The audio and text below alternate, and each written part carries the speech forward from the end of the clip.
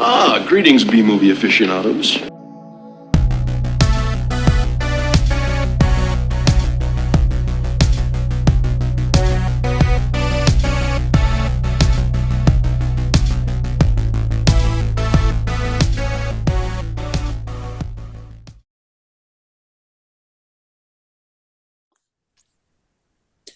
Hello, welcome to A Couple of Flicks. I am Tristan. I'm Nick.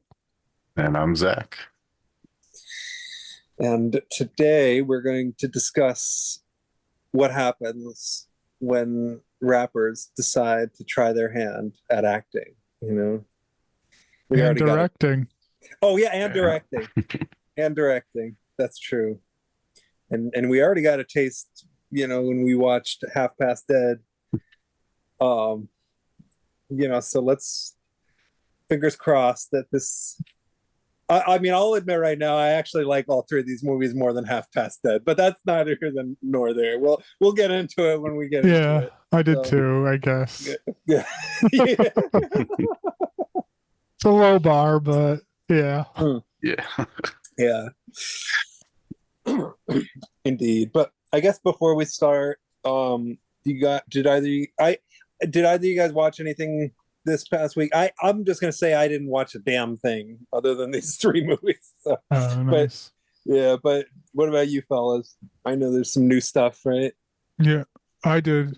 I went and saw Long Legs in theaters.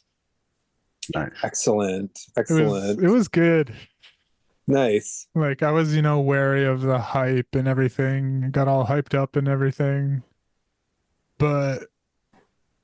But I also don't really, I try and never pay attention to the hype and everything. I just heard it was good and scary and shit. And it was on, like, I love horror. It's my favorite genre, probably similar with you guys. And I don't get scared much, like, generally creeped out by horror films. But this was that actually really, like, creepy one. Like, and like nothing, there were like 2 jump scares maybe that were pretty. I'm not affected by jump scares, but they were pretty good jump scares, I'd say. But like that definitely wasn't like the main thrust of the horror. It was the atmosphere of it, kind of thing. Yeah. It was a very atmospheric horror. It was really well shot. Really well, like there were many scenes where you just like felt the sense of like some shit's gonna happen. Like there was a scene where there was like the main character was just talking to her mom, and it had like this very typical horror framing of she was like in the foreground, front left, but you could see like a doorway behind her. She was just having a conversation with her mom, but it was like that typical shot where something's gonna walk by in the background there. Something's gonna do it. It doesn't happen. But the entire time you're like, oh, I'm freaking out. Just the way they filmed it. It was just like really well, set. Just like the atmosphere they put on was great. Yeah. And then of course Nick Cage as the main villain.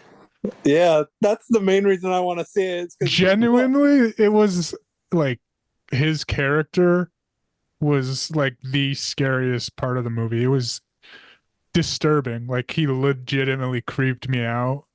It was just a disturbing character. And of course, Nick Cage always gives it his all. It was just so disturbing, like his character, and so good. I think I stand by Nick Cage, one of the best actors of our time. Like, even in the shittiest movies he does, he goes 100%. And like, yeah, I'm looking forward to the next time we have a Cage-a-thon. Where we'll watch some more Nicolas Cage movies, honestly, because I definitely agree that Nicolas Cage has given some of the best like roles I could think of the last like few decades, really, now that I think about it. I mean, and for several decades now. I mean, he like Raising Arizona is considered like a modern classic, and that movie like was from like the like late 80s, early 90s, and And um yeah, I've heard that's one of like, I mean, I think, did we talk about this last week about Raising Arizona and being well, one of I mentioned the Coen brothers' best? A lot of people, like I've heard a lot of people think that it's the best Coen brothers movie. I would say it's their best comedy. Like I think it's probably their funniest movie. I like it a lot. I would definitely recommend. It's pretty fucked up, but it's a Coen Brothers movie, so you know that's gonna happen. And Cage is an Oscar winner, so I mean, you don't get that by being a shitty actor. Yeah, yeah, Straight up. exactly. All right, hey, like, Yeah, I mean, and Leaving Las Vegas. I know that movie traumatized a lot of people in the '90s, but that his performance in that is legendary. I think it's the one that got him the Oscar. yeah. Yeah. And but I mean, I keep thinking about that movie Pig. Like I love that's one of my favorite movies. Like straight up. yeah, yeah. It really is kind of an incredible movie, honestly. Yeah. That might be, I don't know. Now I almost want to say yeah that might be my favorite Nicolas Cage role, but I I think don't know. it's mine. I think it is Yeah. definitely mine.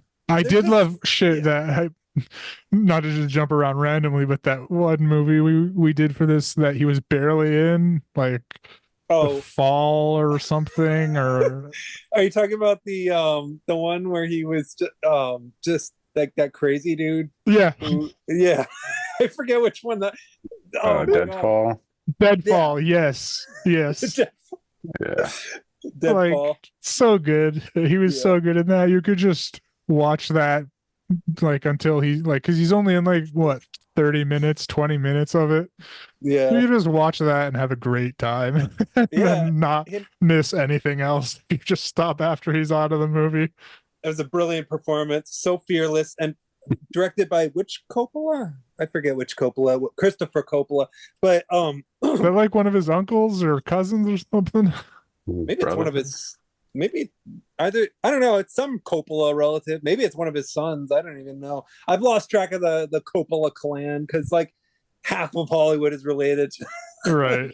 Isn't Jason Schwartzman a Coppola technically? Is he really? I Think think so. so. Yeah.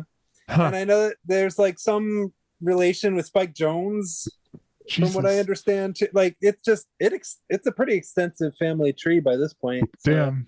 You wonder Yeah. like then like genetics comes into the talent because like yeah. sure there's always nepotism, but I mean Mm.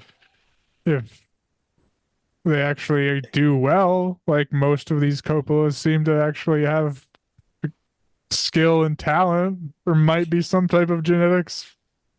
I mean, yeah, no, I mean, I know it's easy for people to scream nepotism, but like, I don't know. There's so many brilliant things that they've done that I don't want to say that. It seems like you're kind of dismissing them because for who they're related to, which feels like the wrong thing to do, you know. And I can't get behind the people getting all worked up about nepotism. Like I understand in a situation like Pia Zadora, who I mean, I secretly enjoy her performances, even though I know that she isn't technically considered a good actor. But you remember her in Voyage of the Rock Aliens? Like, Which one was she? I know we watched. She was like the main female character in that, from what I remember. Like she had like that big song at the beginning, and I don't know. Anyway, or wait a minute, maybe I'm wrong. Maybe she didn't. I don't know. It's been a while since we've watched that, so I don't really remember, to be honest. But I remember her voice. So what can I say? I would watch another Pia Zadora movie, regardless of, you know, her sketchy sort of situation with the Golden Globes. However many years ago, it was over 40 years ago now. By this point, like I don't give a crap. Like, And with nepotism, Jack Quaid, he's killing it in The Boys. oh yeah, He's like one of the most, like easily one of the better performers in that. And he even, I remember, I like read an interview of him and he's saying, yeah, I'll admit there's definitely I got some advantages. Like he doesn't deny there was some advantages for him being, a Yeah. Quaid, but he's still Well, good. So like, and actually, this kind of connects to Longlegs a little bit. But what were you about to say? Something, Zach? Oh yeah, I was saying he made it into Oppenheimer too. yeah. Oh my God! Yeah, that's true. Who wasn't in Oppenheimer? Right. Josh Oh my God. Peck. Come on. Yeah. Oh man, I wonder if any of the Coppolas were in Oppenheimer. Now I want to look through the cast. Just gonna comb through the cast of Oppenheimer. But Longlegs was directed by Oz Perkins, who he's Oh, right. he's been on the We've show before. We've done one of his movies, right? Yeah, the one with Gary Busey as the puppy. The Quigley, yeah, yes. Oh my yeah, God, Quigley. yeah, that was. I can't Yeah. believe that that's the same director. Yeah, well, did he direct Quigley or did he just star in it? Well, regardless, he was a big part of Quigley. I think he was the director. I want to say. If he was, then that makes me so happy. But honestly, like the fact that he's even involved in Quigley in the first place makes me happy anyway. Yeah. Oh, Oz Perkins. No, he was just the writer, I think. Okay. Just a He writer. did- Or no, he did- maybe just a star, actually. Yeah, well, I know he was like the main character in it, wasn't he? Like the main dad or whatever. I do not remember. Yeah. Well, anyway, he has directed a movie I did like though. The Black Coat's Daughter, I thought was a pretty scary little. It's kind of a hard movie to explain, but I thought that was a scary little movie. You rewatched that one. I didn't like it that much. Yeah. That in a certain way, it's kind of more of like a mood piece, but I think I watched it sort of. I don't know. I got really invested in that one, so. But I could understand why one wouldn't. It's kind of like how I sort of first reacted to It Follows. I was a little frustrated with that one when I first. Oh, he watched was. No, I was just gonna say, oh, he's in Nope, too. I guess. Oh, Osgood. Yeah. Nice. A little part up, I think. I don't see him, but yeah. Just looking man, through Nope. his... Nope kind of freaked me out. That was the one that had that freaky monkey scene in it. Yeah. I liked Nope. Yeah, I did too, actually. But what about you, Zach? Did you watch anything this past week? Saw Deadpool and Wolverine. Oh shit, nice. I want to see that so bad. I'm just waiting. I'm gonna probably see it this week. I just didn't want to see it opening weekend with the crowds and shit. Yeah. How was it? It was good. One of the better Marvel movies as of late, for sure. Yeah. Oh yeah, of course. Yeah. Good. Yeah. I want to see that. I'm looking forward to it. How does it compare to the other ones? It's better for sure, just because Hugh Jackman's in it. Hell yeah. I got to rewatch Logan. He came out of his Wolverine retirement for it. Yeah, and the way that movie opens it's good. Rewatch Logan for sure. Rewatch Logan. Oh shit. Okay, it's one of my favorite general movies. I think X-Men's my favorite like superhero genre too, and just Logan was good as fuck. Yeah. It's really good. I agree. Both Logan and the Batman. Those are like two of my favorite superhero movies of the last few years. So you'd say this is better than the other two Deadpool movies? Yeah. Okay. Nice. Cool. Nice. Oh, well, I'm gonna see it this week sometime. Yeah. I got to rewatch the first two Deadpool movies as well. I'll rewatch Deadpool 1 and 2 and Logan.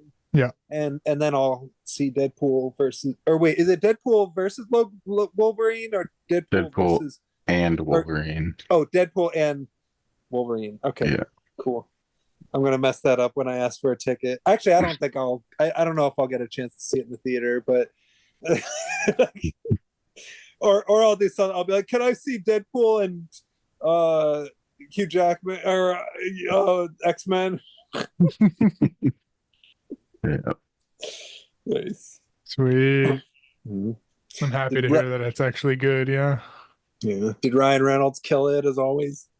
Yeah, he did. That's good. Oh man. Oh, how many Ryan Reynolds movies have we watched on the show? I know we watched the Bolt Neck one. But... Hmm. Was he in that movie with the poker game? Or is that Oh, the Finder's Fee. Finders Jeff Probst's movie? Or was that? I don't remember who was in that, but if Ryan Reynolds had been in it, that I think be he pretty funny. was. I want to say he was.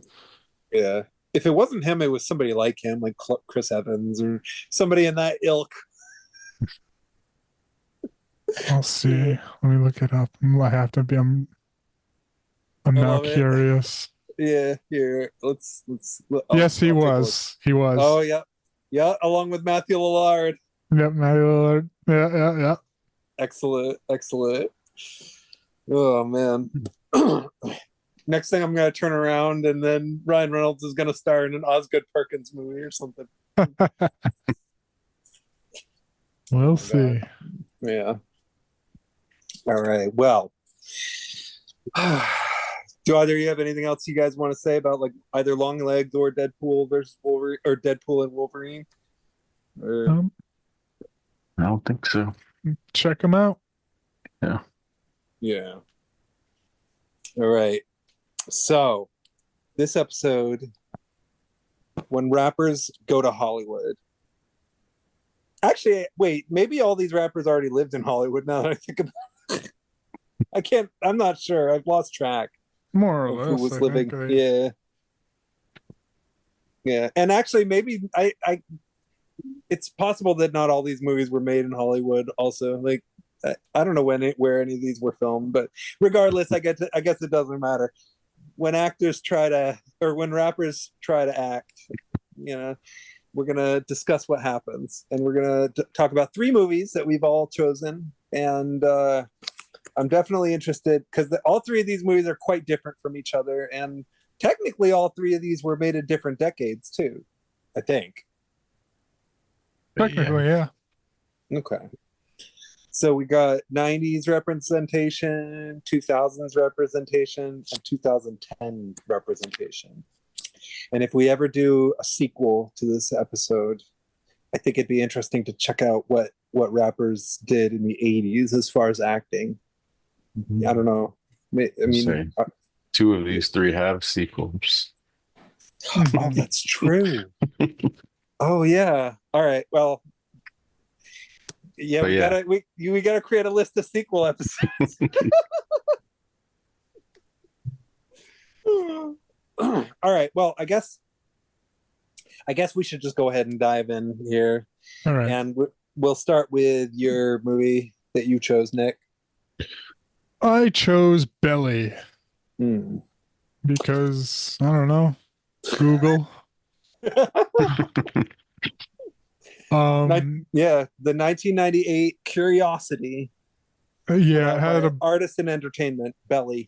And I looked at the cast. It had a bunch of rappers, hip hop artists. The main stars, Nas and DMX. Yes. But it had Method Man in there as well. I didn't realize he was going to show up in it. I didn't either. That's one thing this movie was like, I had trouble with this one. I don't blame you. I have no idea who Method Man was or where he came from. He just kind of showed up and started doing stuff. It's like, what the fuck? Where's this guy? But that was most of the characters. I had no idea who they were. Like, I just got so confused because there were just so many characters that were like, yeah. And like just the way it was told wasn't really cohesive.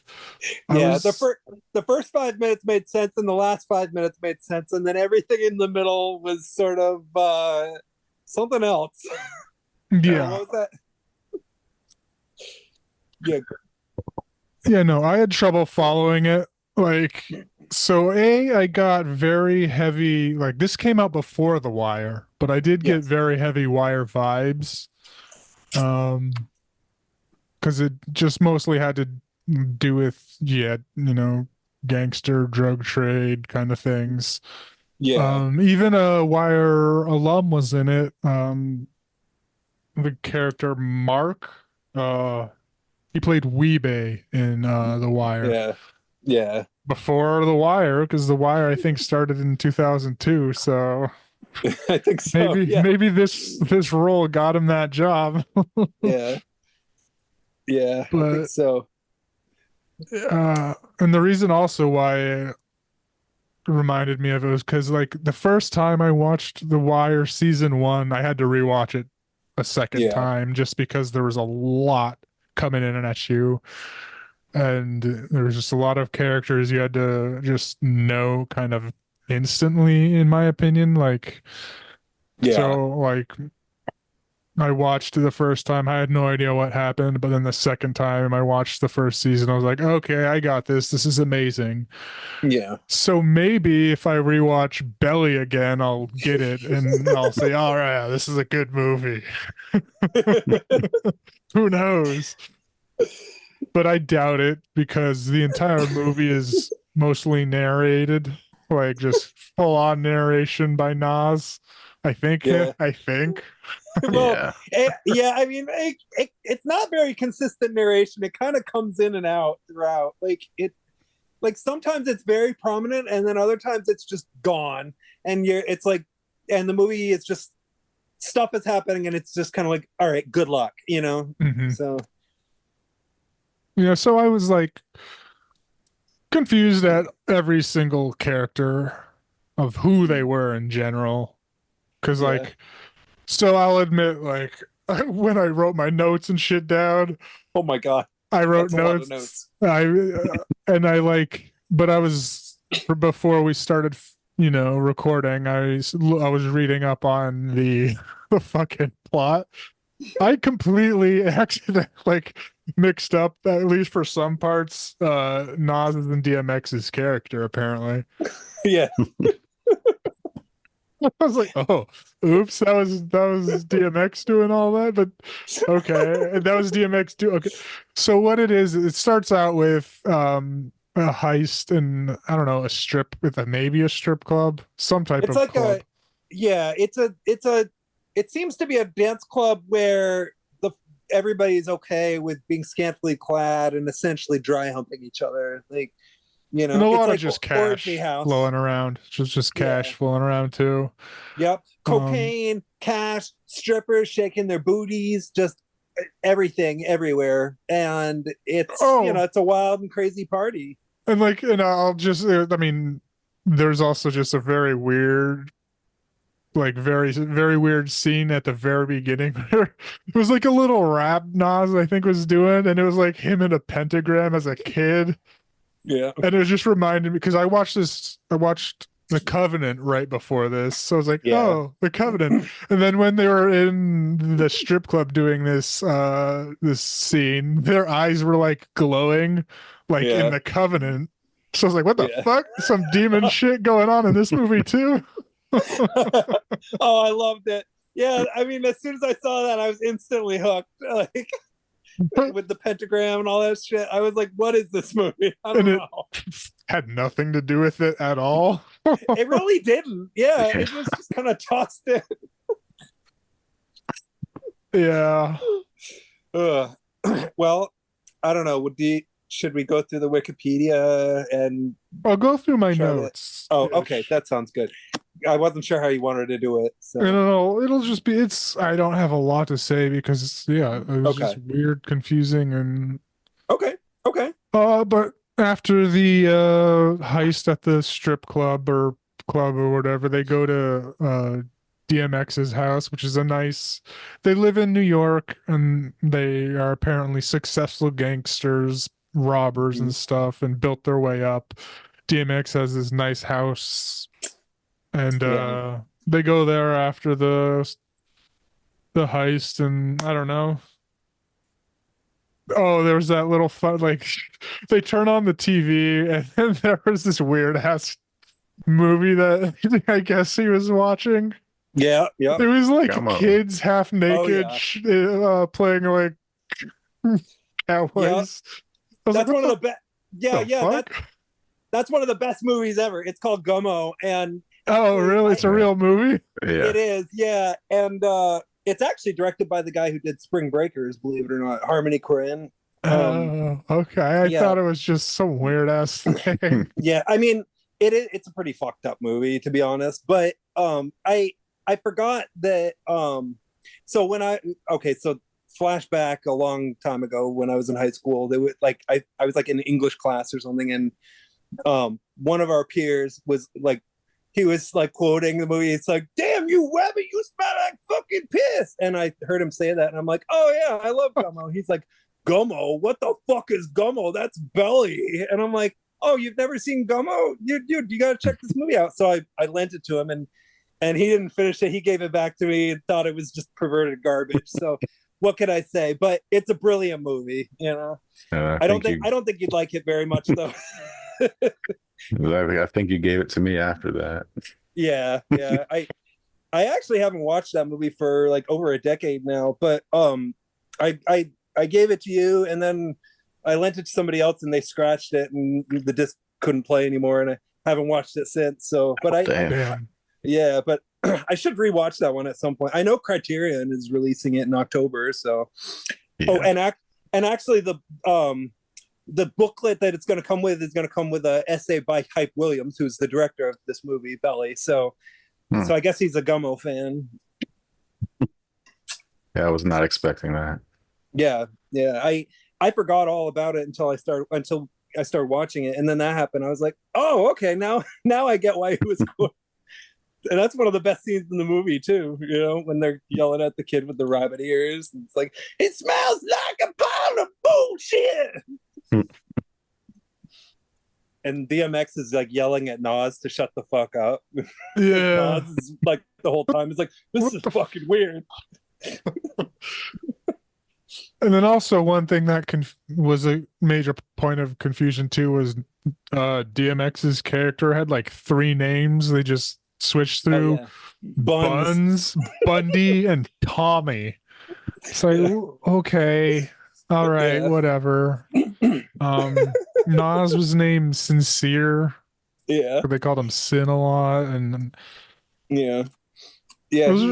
those are the 2 main that we follow basically. And I got them completely confused after. So we're at the DMX's house in the hills, and he's like taking a shower, but he's also watching a news report of this new heroin, I guess, that's super strong. Oh yeah, And he gets interested in wanting to do it, or not do it, but sell it and get it. yeah, And it's like, oh, this is like a foreshadow to fentanyl, maybe. Like, yeah. but Something anyway. But anyway, like, so one thing that I completely fucked up with me watching this movie, and I thought Sincere was the one that went to, so people try to get a connection with this Jamaican person. Yeah, I watched this on Amazon. yeah. The subtitles didn't work for the first half of the movie for some reason. I don't know if it was an error or just like they fucked up. Oh. But like for at least the first half of the movie, the subtitles did not work, which were badly needed. Yeah, Especially for this Jamaican character. Like I have no idea what he was saying. yeah. At all. Even when the subtitles were actually working for him, he was just saying "Bumba cat," just like, oh, okay. But like, so like, what I got so confused at before, like, I thought that it was Sincere / Nas going to him to get the connection up, but no, it was DMX. So I fucked that up and made everything all wacky. But like. So Nas's character is kind of the, the more simple, straight man kind of down to earth. He has a kid. He wants to maybe get out of the game. Where Mm. DMX's Buns Tommy is like more hardcore. He wants to follow this lead through and get this heroin and make that money and keep going I- down this path of destruction. Yeah, that was a little. That whole part was very vague. I mean, it yeah, the whole movie kind of felt like somebody took a show like The Wire and basically cut together like the best scenes in the movie or in the series or whatever. Like this movie actually did kind of have the feeling of like a mini series that had been edited down into like a 90-minute movie almost. Yeah, for sure. So, Yeah. And that's what was most of the problems because things were just happening with a bunch of characters that get instantly introduced, and I'm like, who's this guy? What's this guy? There's like entire gangs that I'm like, who the fuck are these people? Why are they shooting at these people? yeah. What's going yeah. on? And then what about that? Oh, my favorite character, Rico.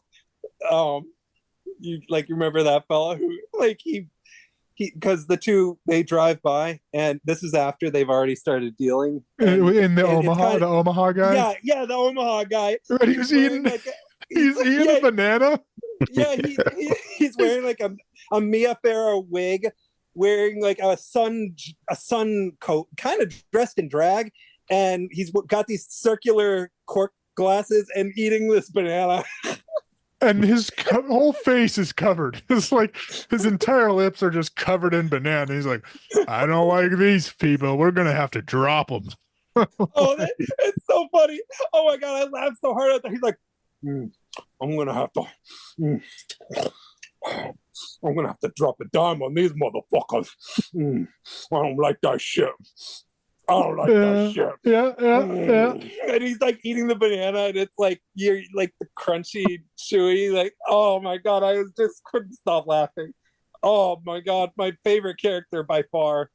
It was fucking hilarious. Yeah. I was like, what the fuck? All right. And it's like, so they started in New York, but I don't know why, but they're now selling drugs in the corners of a city in Omaha. Yeah. Which was not a smart idea. Yeah. Like the local crew there didn't take kindly to it. Yep. And that's a contention point sprinkled throughout because there's other contention points as well.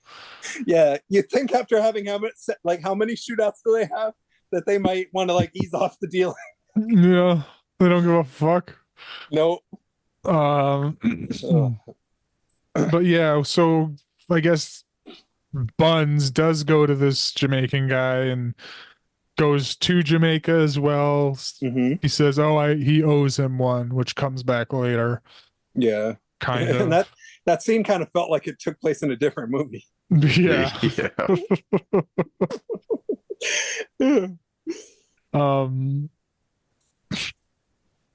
And this does have multiple time jumps. Like it goes from February 99 to April 99 and then July 99. Made it more confusing. Yeah. Yeah. I think I may have even missed a few of them. I don't know. Yeah. And the movie was shot in 1998. Right. So it's about the future. Yeah, this is about what the future looks like. The Y2K, so to speak. So eventually the Jamaican guy calls in a favor. Don't really know what it was. No. Because I couldn't understand a damn word. Yeah. And then we kind of female, like isn't there a female assassin that gets thrown into the mix at one point? Like, I know something like that happened. That does happen eventually, yeah. Yeah. But eventually cops start busting people. Mark is dead. He's the guy that played Weebay in The Wire. He was, I don't know, in some scenes. Yeah. Oh, even before this, there was that weird ass scene where they were like in a basement counting money. Yeah. And like one guy gets stripped down naked and like people start shooting the ground and fighting. I'm like, what the fuck is going on? What the hell? He had the strangest reaction too. He's like, because it cuts to him sitting naked on the couch. He's like, "I'm gonna get you guys. Yeah, I'm gonna get you guys. It's the last thing I do." I mean, they were just shooting at you. They made you take your clothes off, and now you're like telling them that you're gonna kill them. And it was like now's not the time to do that. Yeah, and the narration there was narration during that scene. It was like they were talking about the naked dude, like, "Oh, I don't trust him. He's always some guy thinking smart and shit and giving us shit." Yeah. Well, what? I don't know what's going on. I don't know. Crazy. Yeah, it's a house of eccentricities. This whole movie is, there's moments that come across as really sincere, and then there's moments that feel sincere like, with sincere. Oh yeah. Oh yeah, he's got the most sincere moments in the whole movies, actually, now that I think about it. Yeah. But then there's these scenes that like that one scene that happens in the penthouse or whatever, and then like the whole ending that feel almost like a circus or something, or like some kind of like strange 70s like avant-garde movie or something. Like I didn't really know what to make of this movie like while I was watching it. I was just baffled. Like, so eventually everyone starts getting busted. You see some cops tapping wires, like the girlfriends are getting, like, I don't know, they have something to do with things. They get busted. Yeah. There are girlfriends in this movie. They have just, generic, boring. They don't pass the Bechdel tests. No. They're mostly either taking care of kids or talking about like, oh, Nas actually, not DMX was not even sleeping with, but cheating on his girlfriend with a 16-year-old. Which was odd. Like, there was a scene where he was getting, roadhead, I guess you would call it, while he was on the phone with his girlfriend and with a 16-year-old, and I was like, Jesus Christ. Yeah. What is going on here? Yeah, I mean, this movie throws that into the mix. I mean, this movie is just pure madness. I don't know. It's hard to really I mean, it's weird because like the plot, I mean, this movie basically has no plot. No. But the plot that does exist is it's almost trying to like have some kind of redemption arc, and it kind of starts to try to set that up at the beginning, and then it doesn't really revisit it until like literally right at the end, basically. Yeah. But like everything in between where the arc is supposed to happen is like a haze of like shootouts and lots of drugs, like, and it's wild, because like you just have such so many different things happening all the time. People are getting arrested. You don't know who half of them are. Yeah, and then it's like I guess I don't even know anymore who was on. Like, no, because I guess it must have been what's his face that to DMX, Tommy. He did get arrested. Yeah. But they're on the run, so at some point they're in Atlanta just selling weed now.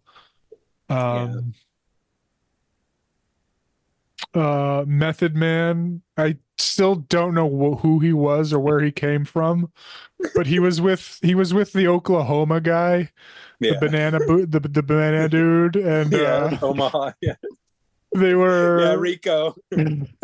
He's a minion. Yeah, basically. Yes, method man, minion man. But they were in a bar and like Banana Man fucking spikes his Rico spikes his drink, and then he notices and just starts shooting up the place. Method Man does, and like, again, I don't know who Method Man is. Like, where did he come from? What is this connection to the movie at all? He's a stray. His gang? He's a stray. He had no one and somehow wandered into this circle. Yeah. I think a lot of this movie is just aimless people living aimless lives, and those aimless lives kind of intertwine and intersect, and they get into these crazy cycles of violence and drugs and excess and Yep. roadhead apparently. Oh, there was that meeting at this fancy ass restaurant where they just pull out their guns on the table.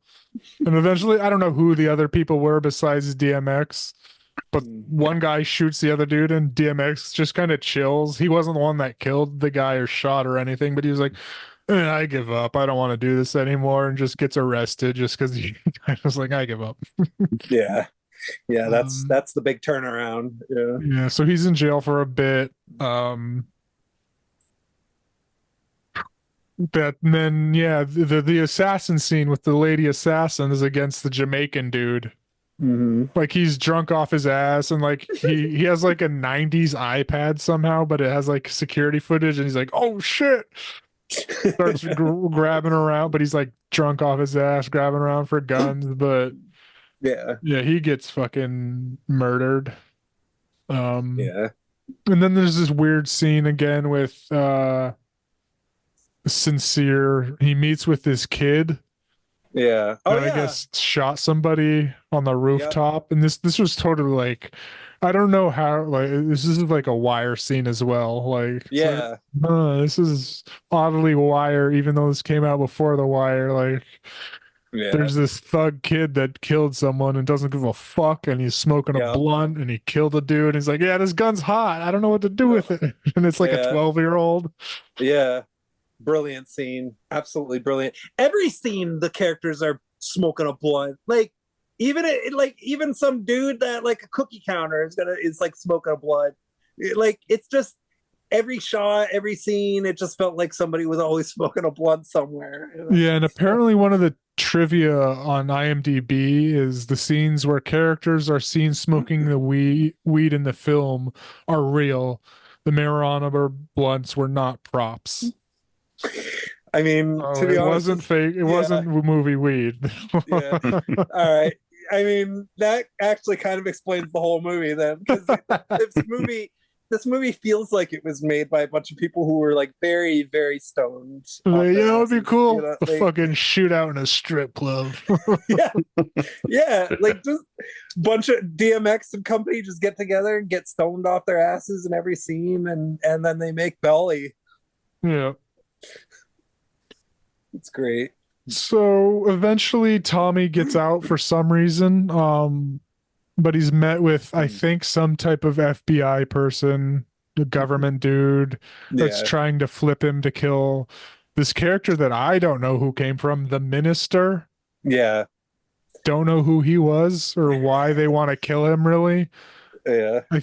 He might have something to do with drugs, but he also might be like, because they mentioned like, yeah, you have to kill him at this point before he does something and catch him with drugs, but like we never really see him with drugs, so I kind of felt like it was like a Martin Luther King kind of allusion to assassinating this prominent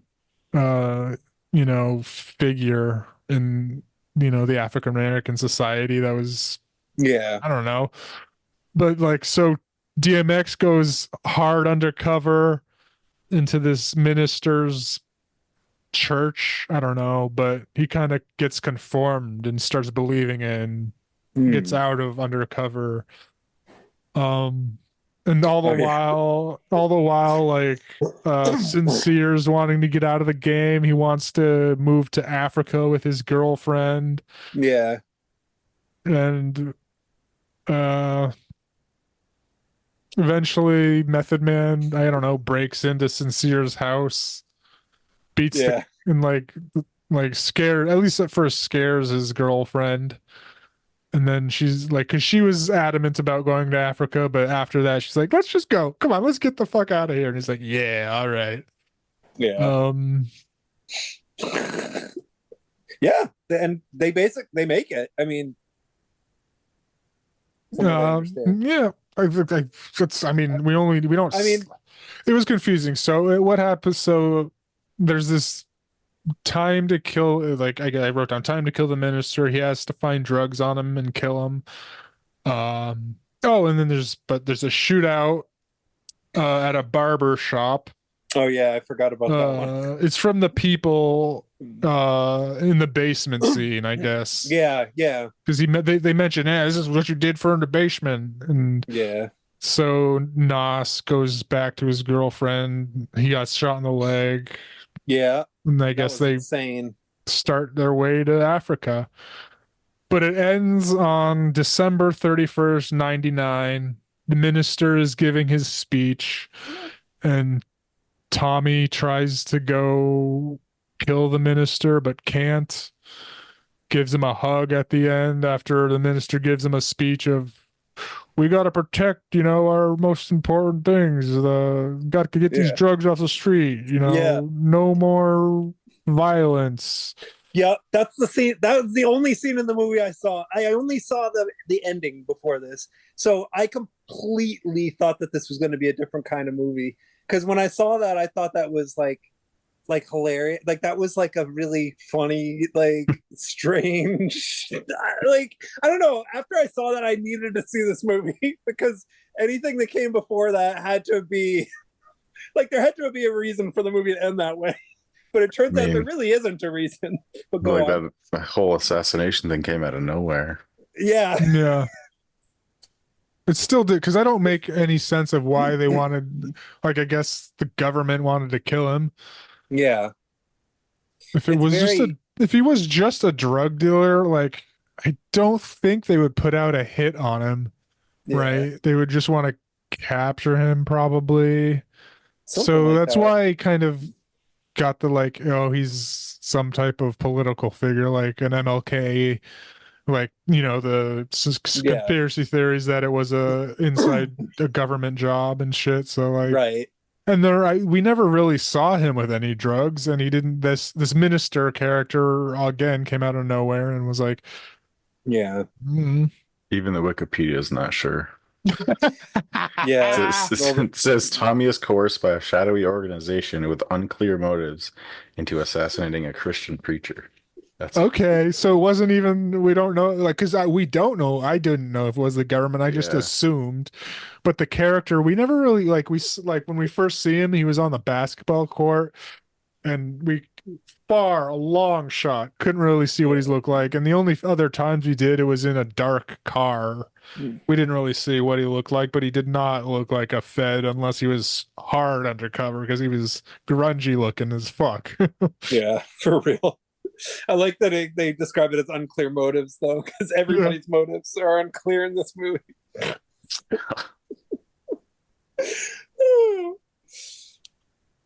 Um, oh, But and then again, so yeah, while this speech was happening, I don't know who Method Man, he breaks into another lady's house. I don't know if it was Sincere's house again, oh yeah, that because was fucked up. I couldn't tell who the Yeah, fuck was happening to anyone, but like she beats the shit out of him with some statue and kills him. Like she beats yeah, the shit out and then shoots him, and then like, wait, who was this lady anyway? I don't remember. yeah. It didn't look like Sincere Nas's lady, but But I she don't know. looked like she'd been in the movie earlier, though. Yeah, definitely, but I don't think I don't fucking know. Can't place her. Yeah, So yeah, he doesn't kill the minister, and then I just wrote it ends. Like, because I mean, yeah, it ends on New Year's Eve of '99 with Nas narrating that they made it to Africa, and he's like, oh, the green hills, the trees.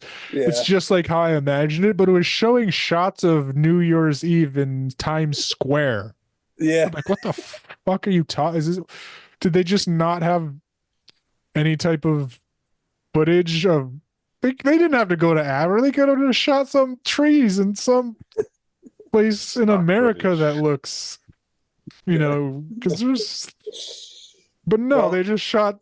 Yeah, it was just shots of Times Square with him talking about how Africa looks so nice and green and yeah, beautiful and how we made it there. But we don't see him there. We just yeah.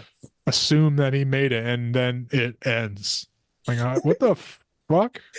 That was weird. How the movie, like, the movie doesn't even necessarily have a happy ending. It's just the voiceover comes in and says, and then we all went to Africa and lived happily ever after. The end. And it's like, Mhm. but and that's it. Like that's the ending. It's like congratulations, that's the end of the movie. Yeah. You know. And we don't really know what happened to Buns, Bundy, Tommy, DMX. We just Yeah. see him hugging the minister. Yeah. So does that shadowy organization come back and make their promise of killing him if he didn't kill the minister? I don't know. Maybe he becomes gay lovers with the minister. Who knows? Is there a sequel to Belly? There is. Yeah. Maybe that's what the sequel's about.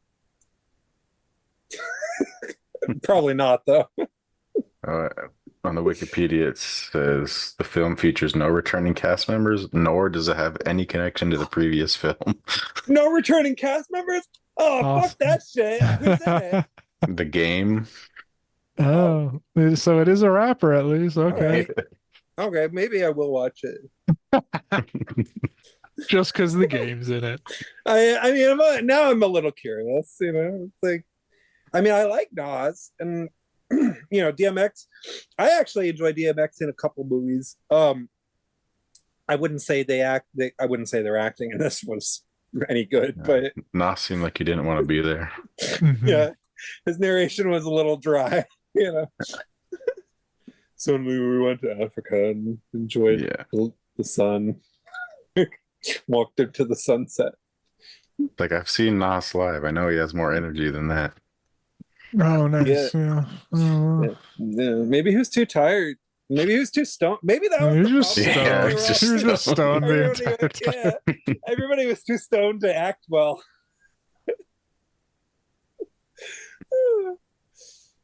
Yeah, I don't know. Do you have anything else you want to say about Belly? No. Confusion. Why is it Overall. called Belly? Oh, okay. Why does anything happen in this movie, really? Yeah. Why is Belly called Belly? Why is Gummo called Gummo? Some movies just have random titles, I guess. You know, like it's a mood. You know, it's just this Yeah. is It's like however- the underbelly of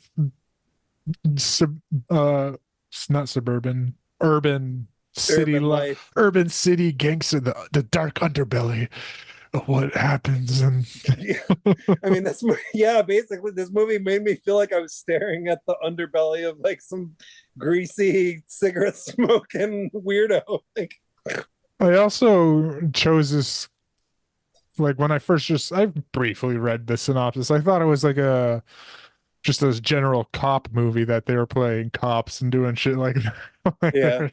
So I was completely shocked when it was not shocked, but it's like, oh wait, this is not they're not playing cops and stuff. No, I it's mean, a gangster movie.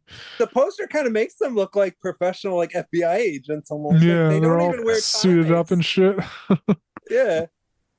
I mean, I think DMX wears a tie at one point, but I don't think Nas does. Well, maybe. No. I don't know. The costume design in this movie was something else. I was a little confused by what a lot of the characters were wearing. You know, it was like, wasn't quite 90s, but it almost was. Like, I mean, I guess it was 90s in the sense that there was not a single phone in sight, just people living in the moment. But like They did beyond mention going to a payphone. Oh yeah, that's true. Had a pager. Pagers. Okay, so there were pagers and payphones. So yeah, there you go. Those are some 90s staples, you know. I mean, this movie really could have only been made in the 90s, I suppose, but it was like the 90s trying not to be the 90s though. Do you get what I mean? Like, Yeah, they set it a year ahead of time and ended technically in the year 2000. I guess that's true. Yeah. All right. Well, what about you, Zach? Okay, Zach, here's my question. What did you think what this movie was going to be? And then what did it end up being to you? I don't know what I thought it was going to be. Like you said, the cover definitely seemed like it was going to be something else. Yeah. And then complete disappointment, I guess. Yeah. It definitely yeah, I mean, the cover made it look completely not like the type of movie it is at Yeah. all. And So, one of the main things I didn't like is the cinematography. Yeah. yeah, Oh yeah. Like I heard Hype Williams directed, he's a music video director, and definitely could yeah, see that in the cinematography. And yeah. it was very distracting. It does draw a lot of attention to itself, you know. So it like almost so much attention to itself that you can't even keep track of the plot, basically, because the movie is Yeah. almost too focused on what angle to use next and like what filter is this room going to be, what filter is this location going to be, Yeah. you know. um yeah, I mean, for me it was just like it was like a kaleidoscope. I mean, I get into movies like this that are just nothing but like sensory excess, and for me, like there was always something going on. Every shot had something crazy going on, even in it, even if half the time it didn't make sense. There were moments that were borderline surreal, and I don't know. It just there was so much about it that it almost felt like a movie from the future, like a movie that was almost like this is what movies are going to be. It like or this is what movies are going to be going to amount to. Like almost every scene in it felt like it was like 15 to 30 seconds long. It was almost like TikTok, like a collection of TikToks before there were TikToks, Yeah. you know, or like Totally. it just had that strange sense of like that feeling of just complete dislocation. And Yeah.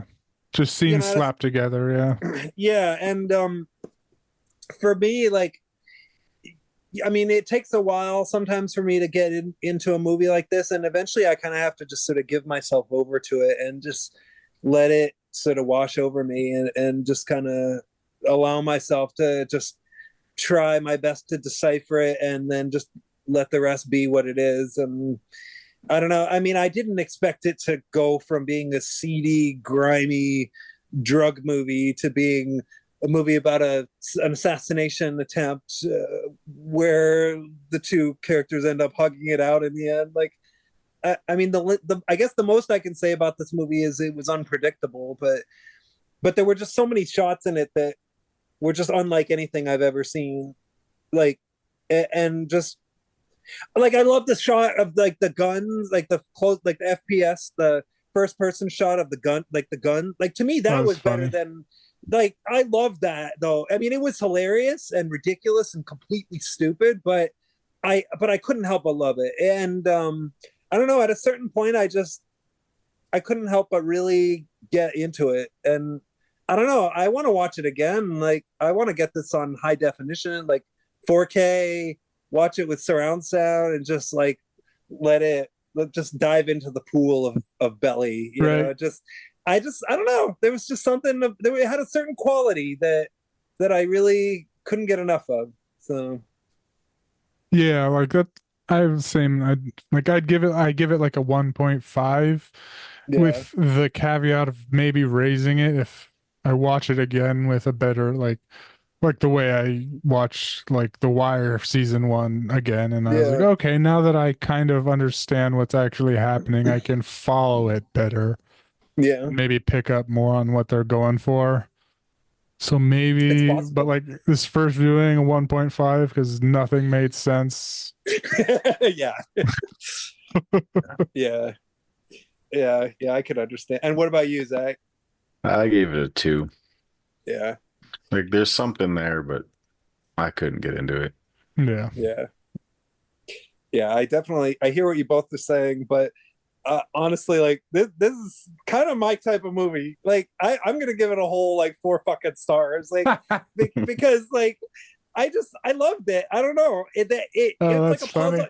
It's like a puzzle that almost makes sense, but when you put it all together, it's like, wait a minute, maybe I put some pieces in wrong. It's like a puzzle that's not meant to be solved. You know, just there's just certain things that are always going to be half explained, and there's just going to be always certain mysteries to it. Like Rico, I don't know who the fuck that guy was.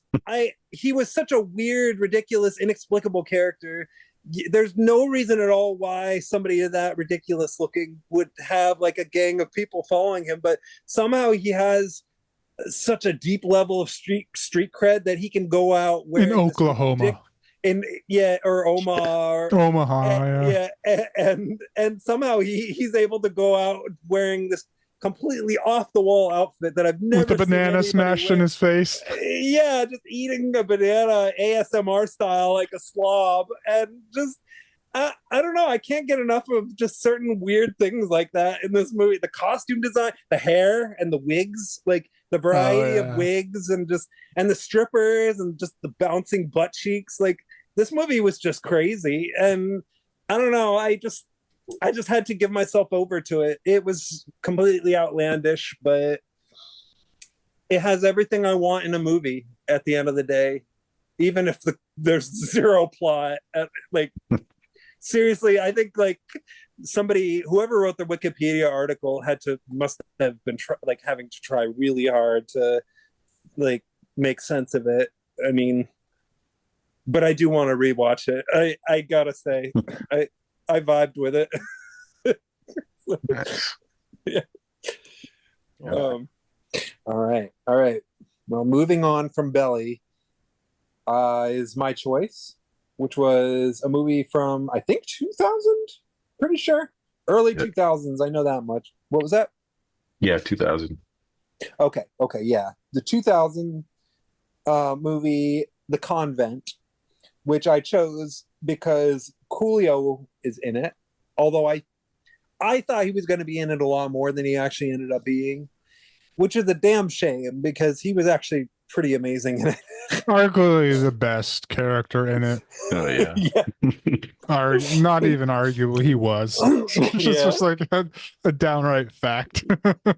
Yeah, pretty much. Like he what was that one line? I'm gonna lock you away so hard that you're gonna need a key to unlock your nutsack. Yeah, he's like, you're gonna need a key combination to unlock your nuts. That's so funny. Yeah, he was a great character. But so like my dad's had the DVD for The Convent for probably as long as it's been out, because I feel like it's been in this house for over 2 decades, and I had no idea what type of movie it was. I always assumed it was some kind of cheap, shitty, like almost sci-fi channel level quality type thing. And the DVD, because the cover doesn't look very interesting. It's like some lady with sunglasses and a cigarette with fire, and it just looks really cheap. I was gonna say, it looks like kind of like a Craft knockoff. Exactly, it looks like a ripoff of like The Craft or like Foxfire, or like one of those types of movies of like, when good girls go bad or something like that. So when the DVD on it says like starring this person, Coolio, like it says it on the DVD, and so I thought that Coolio it's a misleading marketing thing, Yeah. So sorry about that. I mean, does this count as a movie that stars a rapper, or do I have to do I'd makeup? say so. Okay, thank goodness. Yeah. Okay, It's a cameo, but we'll allow it. All right. Yeah, we'll allow it. Thank you so much. I and if you guys ever want to do a part 2 of this, again, I'm all for it. But or if the wheel of death decides for us, we never know. Anyway, so I didn't know what to expect from this movie.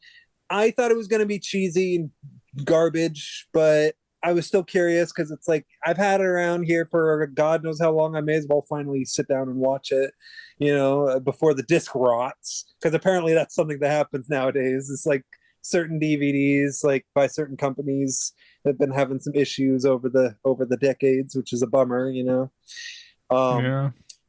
But who knows if that's going to happen with this artisan DVD of The Convent. Gotta keep them like medically sealed in a I might have to with chamber. This one. Yeah. But so I started watching it, and the first fucking scene in the movie is a lady with sunglasses, not only beating nuns to death with a baseball bat, but also like literally setting them on fire and shooting them. I laughed hysterically out loud, just guttural laugh when she started beating them with a baseball bat. I was like, I like this movie already. Yeah. Because it was just so fucking funny. We don't know Oh, yeah. why. We see her walking in with a gas canister, and like pouring gas, but then she just starts beating him with a fucking bat. And I was Yeah. like, oh, yeah. Oh man. Hell yeah. Yeah. It was excellent. Yeah, I didn't know it was going to be that type of movie, but yeah, as soon as that scene happened, I fell in love with this film. And I was on board for whatever was going to happen next. So yeah, that this movie has a killer opening scene.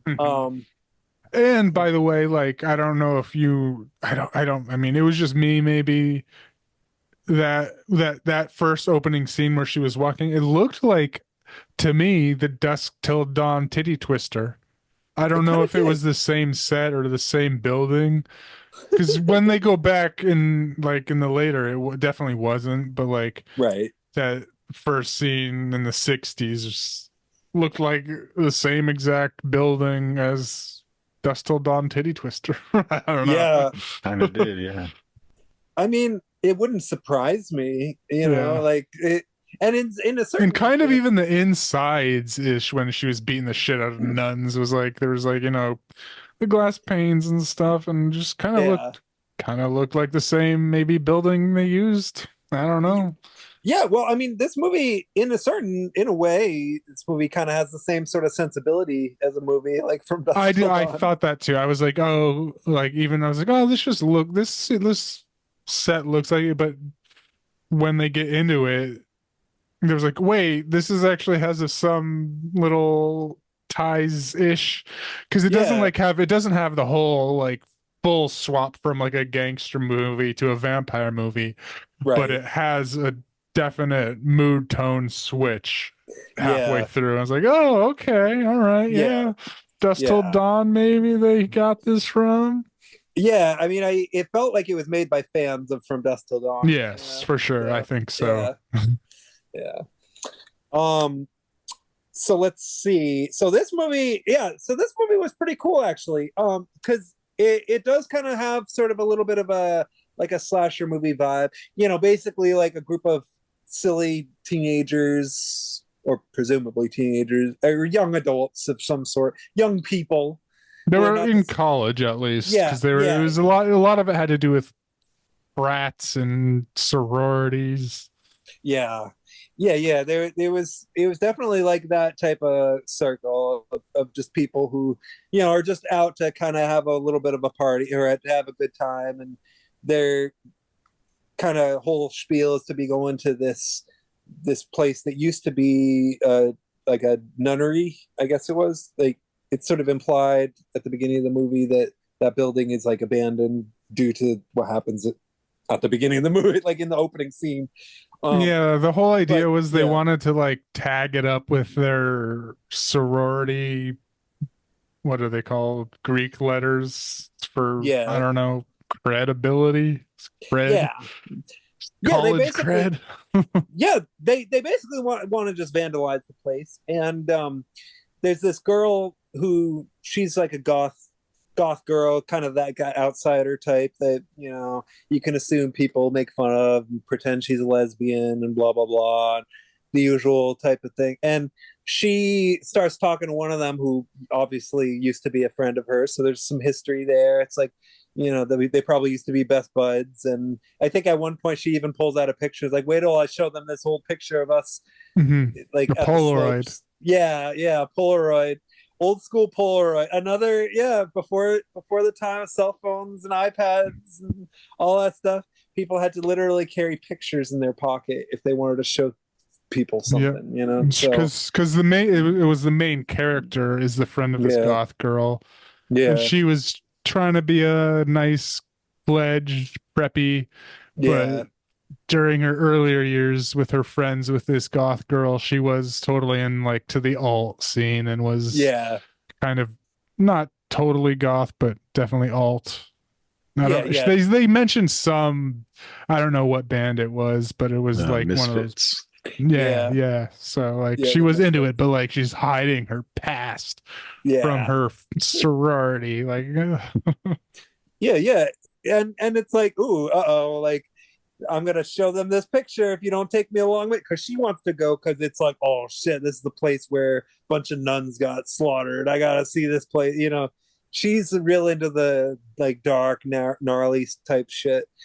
And so, and eventually, and she kind of manages to sort of pique the group's interest somehow anyway. I don't remember exactly how.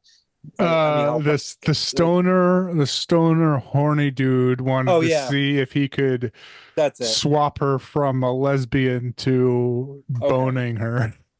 That's what it was. Yeah. Okay. Yeah. So you get this one guy in the group who is basically uh, just wants to screw anything that moves.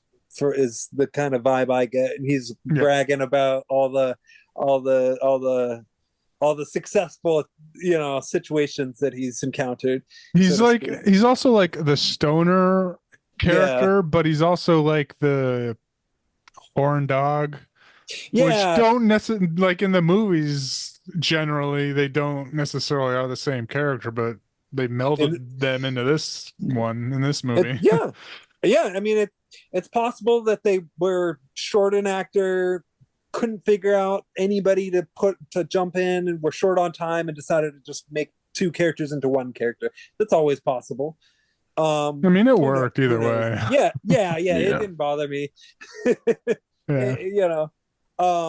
But yeah, so they go there. There's some kind of quirky things that kind of unfold a little bit, where like there's this whole thing with this dog who actually isn't really in the movie very much. You Oh, kind of see the dog. Oh yeah. trivia. I just read this trivia. Oh yeah. Let me bring it up. The dog was only available for 2 days of shooting, which is why he only sporadically appears throughout the movie. Hmm. Oh, he's the most important character in the film, in a way. Spoiler. Yeah, I won't spoil it. But I mean, but he is. I don't know. That's pretty funny that he was only there for 2 days. They got him on the right days. I gotta say. Yeah. Boomer. Oh yeah, Boomer the Boxer. puppy. Yeah. Oh, he's a boxer. Is he? I don't know. That makes sense, actually. Well, I guess it doesn't matter, but he's adorable either way. Yes. Very cute yeah. puppy. Yeah. But meanwhile, the stoner dude is trying to get with the goth chick, and there's this whole thing where like basically the cops show up because they're not naive. They know that there's going to be vandals about, and they kind of have all the people try to exit the building, but of course the goth girl, I guess, is on probation for something. I think I missed. Well, you're skipping the whole backstory of what happened in the convent. You're right. The urban legend backstory. The initial backstory while they're there is that like basically they go over it, like one of the girls was forced to have an abortion, right? Yeah. That's what happened. Yeah. And they took her into this chamber, and you get this real gnarly scene where she gets tied up and tortured, and so of course like these nuns, like she allegedly shot them and killed them out of revenge, and so she's alluded to the lady in the opening scene. That's her. Yeah. Played by veteran horror actor Adrienne Barbeau. And they also before they go to they stop by her house and kind of tease her. Oh yeah, that's true. On the way to the abandoned nunnery or church or whatever the hell it was, they kind of harass her, and she turns on the light and you see her silhouette. It's kind of a spooky moment. And It's they like, all just freak out and drive away. yeah, it's like And shit, then, of course, the horny stoner dude tries to seduce her. Oh Just yeah, yelling, "Yo, come, F my D." yeah. Something like some dumb shit like I that. forget. Yeah, he wants to get with the shotgun toting nun killer, which I think is it's an interesting person to try to hook, but He just whatever. wants to get with anything that has a hole. Basically, yeah. And so yeah, so okay, we're meant to assume that there's this dark backstory. They're there to vandalize the property because, of course, it's like, all right, if they're gonna force this girl to get an abortion, then I mean, not that they deserve to get executed for it, but it makes sense that somebody would be upset about that if they got tortured and forced to have an abortion. So, initially, I mean, it's kind of sad because it's like we're meant to assume that she's like gone completely reclusive due to this whole thing and having to be institutionalized and stuff. Because it's like, I don't know, she's like, she could be the next ice cream man, which fans of the show will know what that means. But anyway, so the cops show up in the midst of the goth chick basically pushing this guy away, the horny dude. But she's on probation, so she doesn't want the cops to see her. So, he's like, "All right, well, you gotta sleep with me." And she's like, "Oh, well, I'll give you my underwear, and maybe there's a little something for you." Yeah, I don't know. Like, So she alludes to it. She'll say, "Okay, yeah, come back here in an hour, and maybe things will happen." And he's like, "I don't yeah, believe you.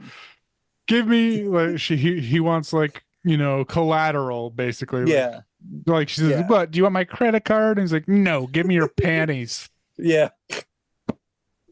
And it's like, oh, great. So now he's gonna take her panties and pretend that he got with her, which, of course, most predictable fella on the face of the earth. But they do have an encounter with the cops, and Which is Coolio. hilarious. Yeah, yeah. Coolio is, and Bill Moseley actually, Yeah. was this before House of a Thousand Corpses or after? Wow, that's a good question. I think before. You might be right. It gets really fucked up and confusing because Rob Zombie. So when he filmed House of a Thousand Corpses, I think 2 or 3 years before it actually came out, because he shot it with Universal, but then Universal decided they didn't want to release it. So then he had to eventually get a new distribution deal with Lionsgate, but that took a long time. So House of a Thousand Corpses came out in 2003. okay, so this might have been filmed before that still. Or around the same time, yeah. Yeah, maybe it's possible too. But regardless, Bill Moseley, he is the other cop along with Coolio. And Coolio initially doesn't seem to approve too much of the marijuana cigarette that he happens upon. He's giving him shit. He's like, he's like threatening to shoot him and shit. Yeah. So funny. And then of course after they skedaddle, they start toking up in the car. Yeah, they take because the stoner dude has a joint in his ear. He's Yeah. like, "This is ours, and then they just light it We're up. gonna confiscate. Nothing worse than seeing this destroy the youth of America. And then they just both of them start smoking it up. Yeah, so funny. Oh my god. And let's see. And then I know that there's this whole thing where they kind of reconvene at, what is it, like a diner, and a restaurant. Yeah, It was freaking weird too, because I noticed one of them handed them, when they were handing out the meals, one of them was just a burger, but just buns. yeah. It's like, what the fuck? And then the girls go to the bathroom and they go outside and it's porta potties. Oh, yeah. I'm like, what the fuck kind of diner is this? Their bathrooms are porta potties in their back alley? Oh my god. I don't know, but it was hysterical. Like It was so like the funny. most sketchy. The whole conversation, and it was just the porta potty. Oh yeah. They Oh cut to my porta God. potty to porta potty while they were talking. Yeah. So funny. Yeah. Oh my god. And meanwhile, the goth girl, um, so she's hanging out at the nunnery, and then this is when the movie starts kind of going off the rails a little bit, because Yeah, something this happens. is Yeah. where I kind of equate it to Dust Till Dawn, where Yeah. just shit starts fucking flying off. Like, it doesn't have a total genre change, but it has a total mood shift Yeah. change. Yes.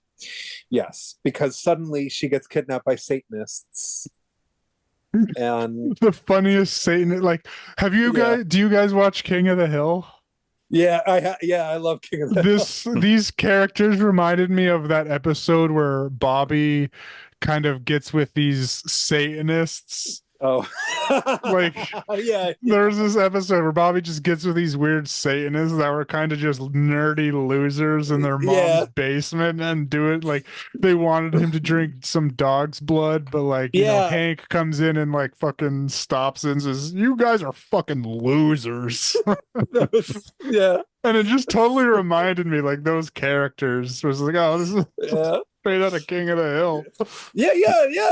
Oh my god, yeah, no, that's perfect. And actually, I think that episode of King of the Hill was part of what made me so some time ago, when you remember when I chose that one episode for Halloween, the Mazes and Monsters movie. Yeah. I think the reason I chose it was because I was hoping, because I heard it was a crazy, like, anti-Satan, anti-D&D type movie. I thought that it was gonna be like funny, kind of like in a way that episode was. So Yeah. so at last I finally found the a movie with funny Satanists in it. Yeah. So they tie her up. They're gonna sacrifice her to summon their. I don't even know what the fuck it is. Like, it's like. So basically, the movie kind of starts. It basically turns into Evil Dead, or like Night of the Demons, or one of those types of movies. Like, or I guess From Dusk Till Dawn is another. It sort Yeah, of shifts because into just like demons just start showing up and fucking shit up. Yeah, they kill her, but when they kill her, they stab her with the knife, and then she transforms into a demon, and basically shit goes ballistic. And the other characters come back. The stoner dude basically tells this other character, that this horny fella, that that a couple that a customer of his is gonna be coming by shortly, and he's gonna be bringing a couple hoochie mamas, or I forget what he says. So exactly. there's so one of the characters is a brother of the main lady, who's a nerdy pledge for the frat. Yeah, that's it. And Brother and sister. And they initially don't want to go back to get Mo, the goth girl. Yeah. But the stoner guy says, because the cops came, so he left his stash there. Yeah. So they don't go back for her. They go back for his stash. Yeah. Yeah, because none of them want to do it until he's like, well, sorry, but I left my pot there. Yeah. But it ends up being the biggest mistake of their lives, because not long after they get there, most of them get ripped apart by demons. I mean, and also the two ladies that I guess were going to be there for the drug deal or whatever, or maybe they weren't, but I don't know. At some point, a couple other ladies get killed. Like, they show up and then get killed, and it's basically just a gore fest, just demons killing people.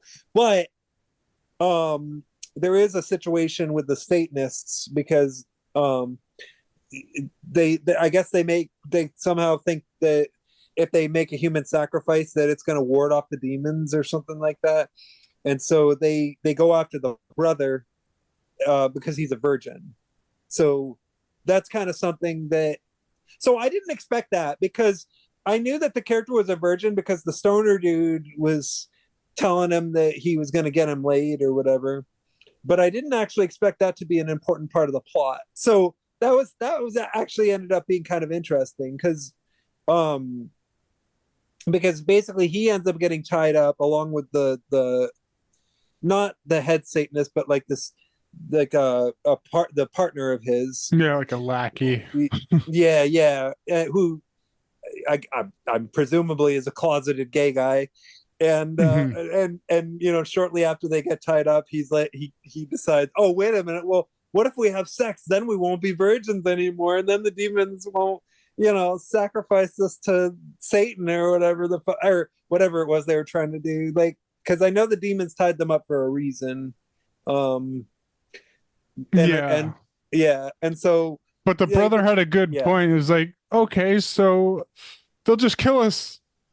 yeah, They won't say, they're just going to kill us and turn us into one of them instead of making us, fulfill the ritual.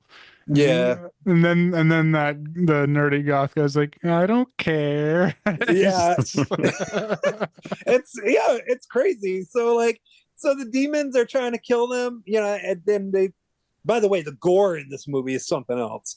Like I love movies that have like actual like real effects in them rather than animated effects. And like, man, did this movie, like, this is probably one of the goriest movies we've watched on the show, actually. Um like this was up there with like Body Melt for me. Yeah. Yeah, there was that, like a girl gets a flash, like, I don't know, someone uses a flashlight and pushes it through her mouth. It's like just popping out of her Oh yeah. after she's a demon, but like, just like, Yeah. like a, Yeah. And then there was that one dude who gets like his head flattened, and yeah, it was just, like nonstop gnarly shit, which you can pretty much tell from the opening scene that it's going to be. But so okay, the demons are attacking. The one dude's trying to force take the other guy's virginity, so to speak, to not have non-consensual relations with him. So the stakes have been keep raising and raising, but the guy's sister, she hightails it over to what's her name, old lady Martha, the Adrian Barbeau character from the beginning who shoots all the nuns. She goes to her there's house. a few things I wrote down that happened before that, though. Oh yeah, please, because there was so much stuff in this movie I couldn't keep track of it all. Yeah, so the stoner shrooms up. Oh, that's true. Yeah, He takes shrooms and is just walking through the place. I forgot about that. Yeah, so there's some hallucination. Yeah. The whole movie is kind of hallucinogenic anyway because of all the colors and the demons and the black lighting. And then this is where like the demon goth girl, she turned into a demon at this point. Yeah. And like, so she's like going down on him and he's like, oh yeah. And she just bites his dick off. Yeah. Oh, that was great. Yeah. And like in this movie, like whenever you kind of die, you get turned into a demon instead of dying. Yeah. So like he turns into a demon. Yeah, the dickless demon. They all get suits. Yep. Yep. Nicely preserved suits in a locker. That was so funny. That was so funny. Oh yeah. Yeah, everybody dresses up like a nun. All the demon nuns, It's great. Wasn't there another movie we watched with demon nuns in it? The stoner, there was another stoner movie, The Bad Day of what's her name, I don't know, anyway, it doesn't matter. It'll come to us.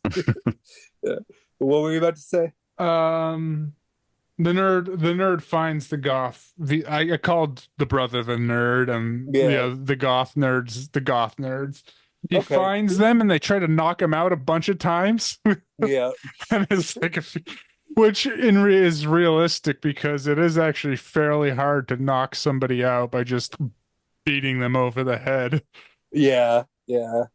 That's There's a true. cool face rip scene with the other cheerleader girl. She turns Yeah. into a demon. That was amazing. Yeah. And then the main girl's boyfriend has his guts eaten up eventually. And I was like, I was wondering, like, hey, why isn't he turning into a demon if everyone else is? But a few Yeah. seconds later, he does turn into a demon. Yeah.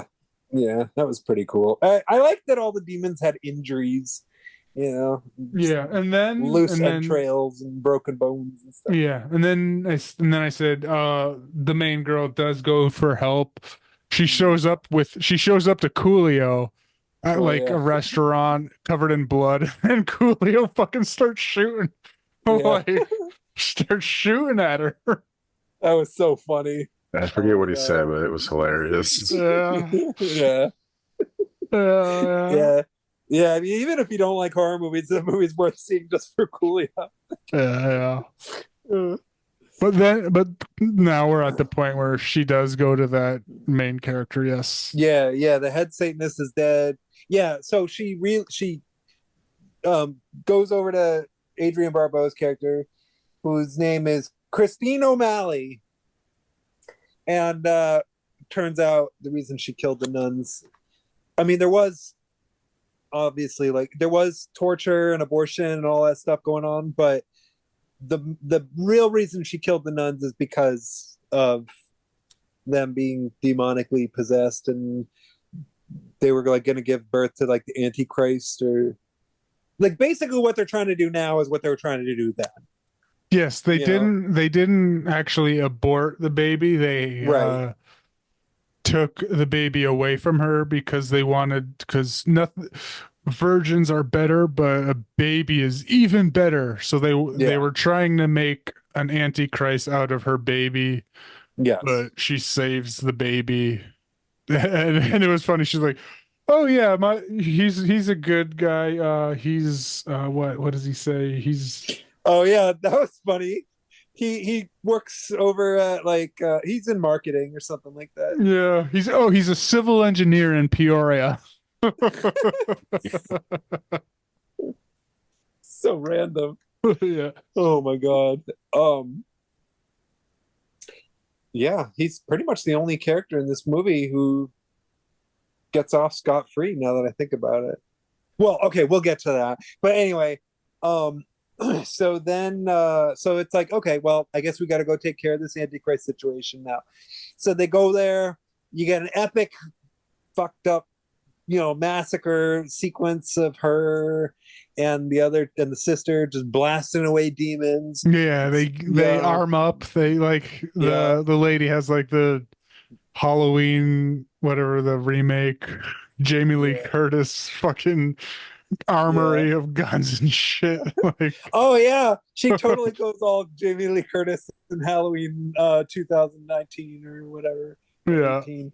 Like Yeah. yeah, totally 100%. And yeah, and there's a lot of exploding limbs, and also like so what they use for the blood is like it looks like some kind of fluorescent paste or something, but it looks so cool, like, and it kind of went along with the vibe of the hallucinating, and it just, I don't know, it was just a trippy. I just couldn't get enough of all the lights and guts and just everything. It was just wonderful, and yeah, I don't know, and they're like tag teaming. It's like going back and forth like a video game. Mhm. Like yeah, it was pretty much the Oh, yeah. best type of finale I could have asked for. Yeah, Almost felt like out of like a western or something. yeah. And go back outside, grab her motorcycle, come in and do it some more. Yeah, yeah, it was incredible. Yeah. Blasting away demons. And there was a funny line too where when she was explaining it, like, oh, so is your brother a virgin? And they when Christine was explaining Like she just said, "Oh, my brother's gonna be the new Antichrist. Mom's gonna be pissed." Yeah, I love that. That's another thing. I don't see very many sibling relationships in movies, so I always enjoy Yeah. seeing those. Yeah. But yeah, so yeah, I mean, thanks to Adrian Barbeau, the Christine O'Malley, they managed to actually handle the situation really pretty effectively in kind of I don't know what you call it, German splatterpunk style, or one of those old school type of late 80s, early 90s movies with just a lot of crazy makeup effects. Just kind of had that sort of feel to it. And you know, before they leave, they actually do manage to take the dog. So this Yeah. is a movie. This is a Before movie that, where the though, dog survives, at least. But what was that? before all of that, that's when the goth nerd does try to get with the brother nerd, Yes. but unfortunately, the goth nerd gets sacrificed and does turn into the Antichrist, and Yeah. then yeah, they Yeah. just So they have explode to the place, and that ends it all. pretty much. Yeah. You think he ends up being the biggest issue, but they managed to take him out. You know, the costume, the makeup effects made me think of like a Goosebumps episode or something. Yeah. Yeah, like the latex horns and all that. But I still enjoyed it. I mean, it was like wow, you know. So this is a movie where the dog survives, luckily. Technically, However, yeah, but there is a twist, of course. I kind of Yeah. saw it coming. I did, and in a way, I'm glad it happened because it Yeah. was hysterical, and it was the best way this movie could have ended. But it is a little bit of a predictable twist. I don't know. I mean, what can I say? Yeah. Yeah, so we see the main girl and she's just walking out Yeah. with her brother, maybe? Does her brother? Yeah. Yeah. She's just a I think bloody she was, mess, but she Yeah. has a cigarette. She got a cigarette, so she's walking out with a cigarette. Like, Yeah. fuck. Yeah. And like you see her with her mom, and she's like, "Well, after everything that happened, you're gonna get a 4.0 or a 4.0 GPA. That's okay." And Yeah. she's just kind of like twitching on her bed, like, "Yeah, okay, thanks, mom." Yeah. And I'm not even sure what Christine O'Malley that character did. You know. I think I she mean, she blew probably. herself up maybe with that. I don't know, but Oh yeah, that because makes she sense. had that cocktail, the Molotov, and Yeah, I that's know true. That she exploded the entire building. I don't know if she I got out alive, but I think you might be right. She pulled a Dr. Loomis basically from Halloween, you know. Like what in I forget which one in one of those stupid movies, in one of the dumber ones, he at the end he turns around and he's like, I have unfinished business, and he walks back into the building or whatever, and it's like, oh no. no. But it, wait, does the brother survive actually? I mean, I know he doesn't get sacrificed. I know that much. So, but Yeah, he I don't know. does. I think he Yeah. does because I do remember at least two people getting out with the sister. She was, yeah, Okay, yeah, that's right. she definitely does. He does survive. Yeah. Yeah. Okay, yeah. And but this other Satanist dude, Dicky Boy is his name. He dies. So, um, but at the end, you know, the good girl, our hero, so to speak, she takes the dog home, but the twist is that it turns out the dog is a demon, and it proceeds to just rip her throat out, just the Beyond style.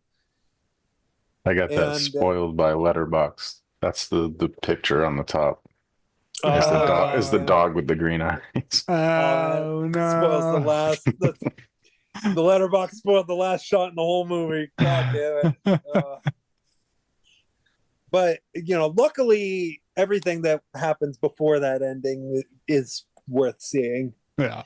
You know, it is a bummer to know that the dog is a demon, but you know, what can I say? I don't know. I thought this movie was pretty fucking cool. Like this is out of the three movies we watched for this episode, this was my favorite, I'm Yeah, glad mine I too. chose it. Yeah. I'm glad I chose it. Even though Coolio wasn't in it as much as I would have liked him to be. I did feel a little cheated in that regard, but whatever. I thought this movie was pretty awesome, and I don't know. If you like From Dusk Till Dawn, you'll like this movie. It's kind of my overall feeling, because it's even Definitely. though it's definitely a cheaper type of movie for sure, but it's got a great crazy visual style and it's got lots of gore. So I don't know, thumbs up for me. Yep. Yep. Me too. What if- I yeah. loved it. Yeah. I loved it. This is this is the type of movie I look for when we do this show. Like, Yeah. I mean, nothing will beat Samurai Cop ever. That was good. I don't think any like Samurai Cop might be one of my favorite movies ever. Definitely the Yeah. favorite movie we've ever done. But this Yeah. is, I think, up there. Like, this was just hilarious, stupid, gory, just hit. There's no boobs, but it hits all the other notes. Yeah. Yeah, oh wow, that's true. Yeah. Yeah, boobs. That's probably the only thing this movie doesn't have. Right. Yeah. Oh well. But I'd give it a good solid like 4. Yeah. I liked it a lot. It was just fucking funny and dumb and just exactly Yeah. what I look for in one of these type of stupid movies we do on this show. Yeah. It is pretty stupid. Yeah. What about you, Zach? I enjoyed it. I definitely didn't think it was going to be as good based on the cover, like you were saying. Oh But yeah. Yeah. I think Yeah. I keep going, but between a 3.5 and a 4. Yeah. Yeah. I don't know. Like on a good day, I would give this a whole fucking 5 stars. Like this is one of my favorite movies I've watched on this show. Like I think it's just got the right blend of like crazy horror and crazy humor. Like, and it's just it I don't know. There were parts that I thought were scary, but then like along with those crazy, scary, gory, nasty, fucked up things, we're just like the funniest characters, and just I don't know. I really enjoyed it. Like this It was was good. definitely my kind of thing. It Yeah, was fun. Oh yeah. yeah. And I also I don't know. Yeah, like you said, I was very pleasantly surprised by it, because like the only reason I didn't watch it for 2 decades is because the cover made it look like cheap stuff. Just I don't know. And Coolio was in it, and I already I learned my lesson from Dracula 3000 is proceed with caution with a Coolio movie, because I don't know if you guys have ever seen Dracula 3000, but don't just don't. I mean, if you want to pick it for the show, go for it. But Maybe. okay, well, I'd be willing to watch it again. I do still have the DVD, believe it or not. So, actually, it's my dad's DVD because he collected a bunch of cheap shit. But I think we also have Bloods versus Bloods versus Vamps. So we have some cheesy like gangster vampire movie that I've never seen, but I've always been kind of curious to watch. I don't know. Anyway, regardless, Convent. This was not a movie I was expecting to be as fucking amazing as it was, but I Right. really, yeah, I'm glad I chose it. So, I don't know. Do either of you have anything else you want to say, or? I don't think so. That was good. Highly enjoyable. Recommend. Yeah. So we've talked about a splatter horror movie, and we've talked about a something, Drug. whatever Belly was. Yeah, Gangster. yeah, gangster question mark. And so the third and final movie we're going to talk about is the choice that Zach made. Yep. Chose the man with the iron fist. Yes. And what type of movie is this? Martial arts. Excellent. All right. All right. So you mentioned you had seen this one before? I had. Okay. It's Okay. been a while. Yeah. Yeah, I didn't know I hadn't heard of it. Well, no, I had heard of it, but I'd never seen it. But what was that? That was so the first two movies I was thinking of was a DMX and a Coolio movie. So I'm like, all right, Yeah. so I just chose this one. Like, I haven't seen Nice. it in a while. Nice. Nice. Yeah, I know I remember when it came out, sort of like I remember like when the oh sorry when the trailers like came out and stuff like that, it had like Tarantino's name all over it and stuff. So they were probably trying to hype up the fact that he was like involved as like a producer or executive producer or something. But I think it just said in the credits presented by. presented Yeah. by I don't know okay, what that means. I don't yeah. either. I know Eli Roth co-wrote and produced. Yeah. Oh, okay. He co-wrote. So I also read in the IMDb that the original cut was 4 hours long. Shit. 4 hours. Yeah, and they cut it to an hour 30. Oh, goodness I don't know gracious. if I could have taken a 4 hour cut of that. No. That Like- yeah, that yeah. Like it's good, but Yeah. not 4 hours long. Good. I agree. I think it's the perfect length at what it is. Yeah, yeah.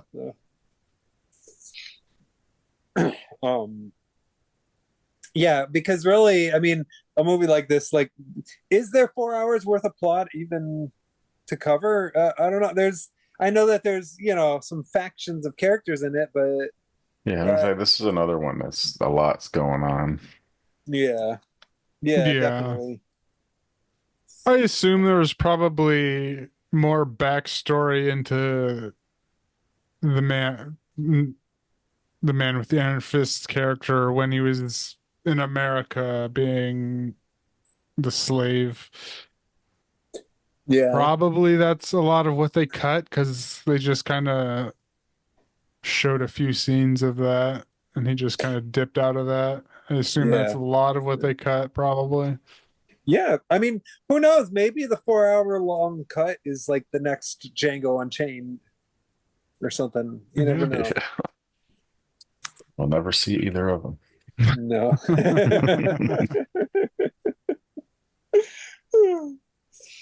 All right, cool. Well, yeah, so did you I don't know, what did you remember about this one but like before you watched it? So I remember the first time I saw it, I didn't like it that much. okay. That's all I remembered. I couldn't tell you anything that happened with the plot or anything like that. Yeah. Well, that makes sense. That's a Mhm. little And understandable. That's I fair. probably still couldn't tell you that. Yeah. People want Yeah. gold. Yeah. Oh, So gosh. I'll read the wiki. Oh yeah.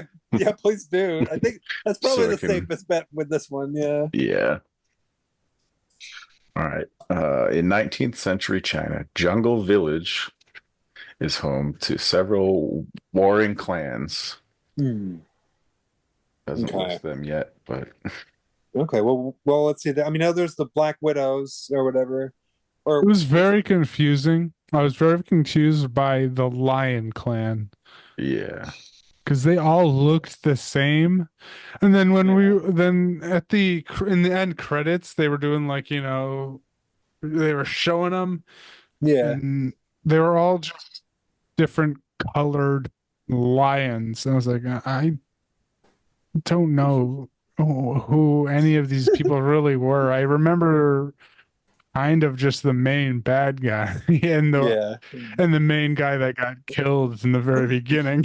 Yeah. Okay. I guess there were a lot more lions than I remember. Yeah. And like, You talking about not because they're Asian. Right. Just because I they all understand. had lion like mane Yeah, haircuts, all the same like costume. all the same Yeah, costume and haircuts. I was I gonna was say, like, yeah, those were the fellows with the mains, right? mhm. Okay. Um, yeah, I was a little confused actually at certain parts because certain characters would start getting involved, but it was almost like the film sort of assumed that you already knew who they were when they got involved, and then it's like, well, wait a minute, who the fuck is it? What has this character done? It's like it is a little. I mean, the movie is a little bit incomprehensible as far as who's who. I would agree. So, For um, sure. I mean, the Black Widow gang, like who? Uh, I mean, were those characters that? anyway, we can get to that, but go on. The village blacksmith creates deadly weapons for the clans, intending to use his payments to purchase the freedom of his lover, Lady Silk, and leave the village. Hmm. Oh yeah, that's another thing about these characters is the Yep. names. Blacksmith is Riza. Mm-hmm. Yeah. Yes, yes, he's our star. So Star. yeah, yeah, Heavy and quotes. yeah, and I mean, Wu-Tang and all those folks. Like, there has been like a lot of like kung fu sort of influence with their sound and stuff, and so it in a certain way, this movie does kind of actualize some of those qualities. But so did like the movie Ghost Dog at certain points as well, Yeah. which I think from what I remember, doesn't that also had the RZA in it in Yeah. like maybe like one shot? Yeah, he's in it. He does all the score for it too. Yeah, that makes sense. Yeah. That was another But reason I wanted to watch this because I've got into Wu-Tang a lot more in the past few years. no, yeah, well, they're pretty incredible, and actually, that's probably one of the one of the ways that a lot of people I know have gotten into the martial arts movies was through the music of Wu Tang. Yeah, I've Um, watched a lot of Shaw Brothers movies now because of that. yeah, yeah, that makes sense. And I don't know if you they, saw it, but I have a Wu-Tang / Shaw Brothers tattoo now. you do? Oh, Yeah, nice. That's awesome. Where is it? it's on my leg. Oh, that's cool. Well, unfortunately, I'm not on social media anymore, so I don't see any kind of anything these days. But Shit, I gotta get off it. that's yeah, that's really cool. Um, but let's see. Whoop. Oh, excellent. Nice. That looks great. I love the color too. Hell yeah. Oh, Yeah. perfect. That's cool. That's perfect. Nice work. Yeah. How many tattoos do you have by now at this point?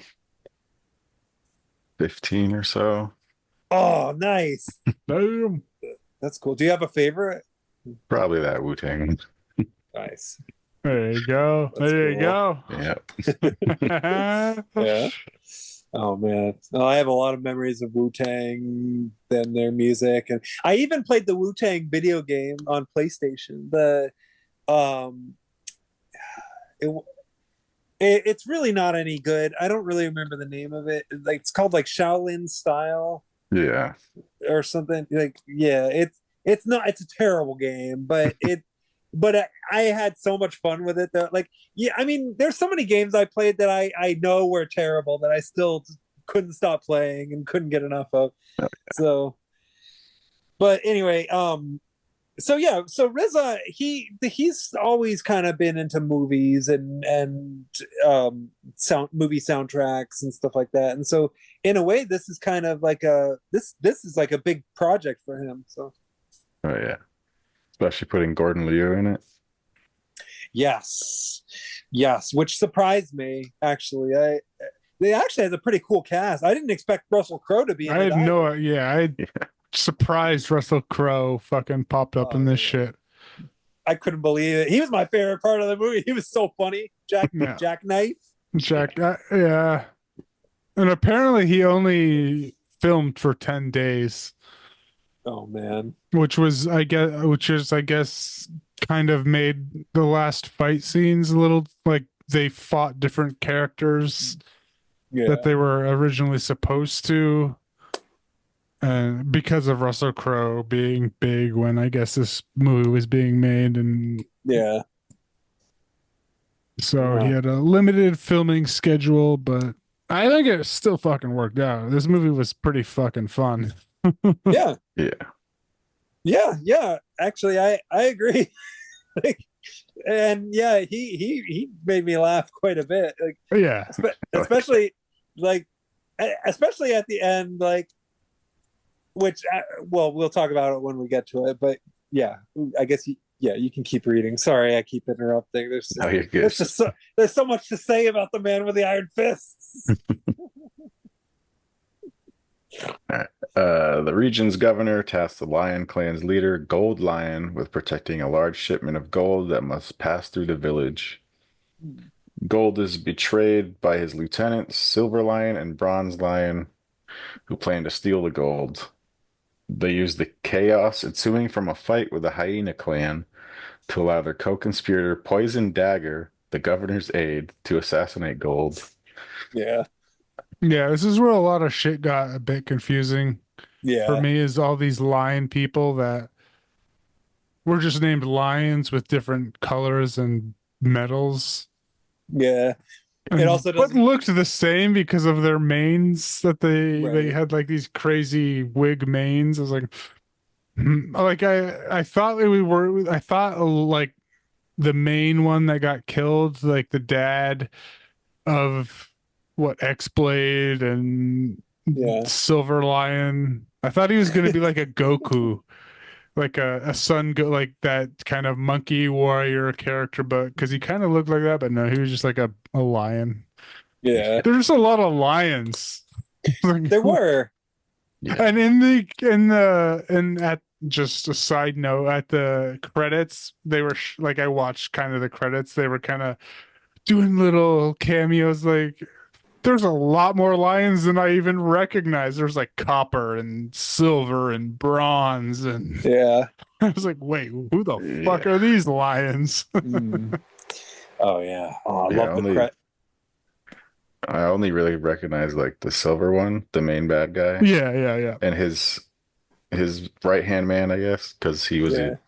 Kung Lee, who's an ex-UFC fighter. That's the only reason I Yeah. recognized him. I Yeah. only recognize the main one because he was the best actor in the whole movie.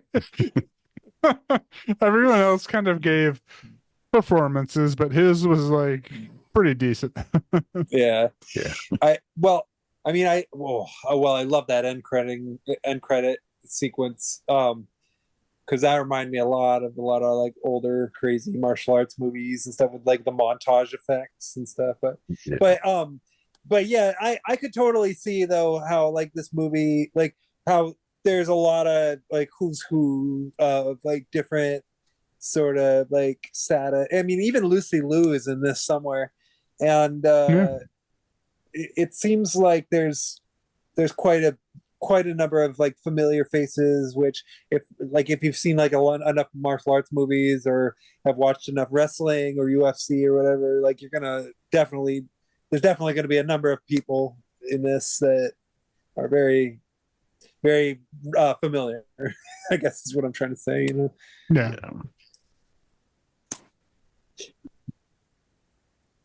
All right. Gold's son Zenyi learns of his father's murder and sets off to the village to seek revenge.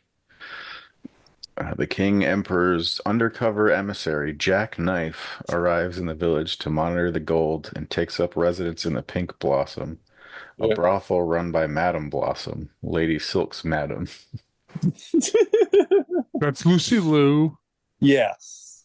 Yeah. And I will say, was it, I mean, I don't know when or where this happened, if it's happened before, but like the weapons in this movie were super cool.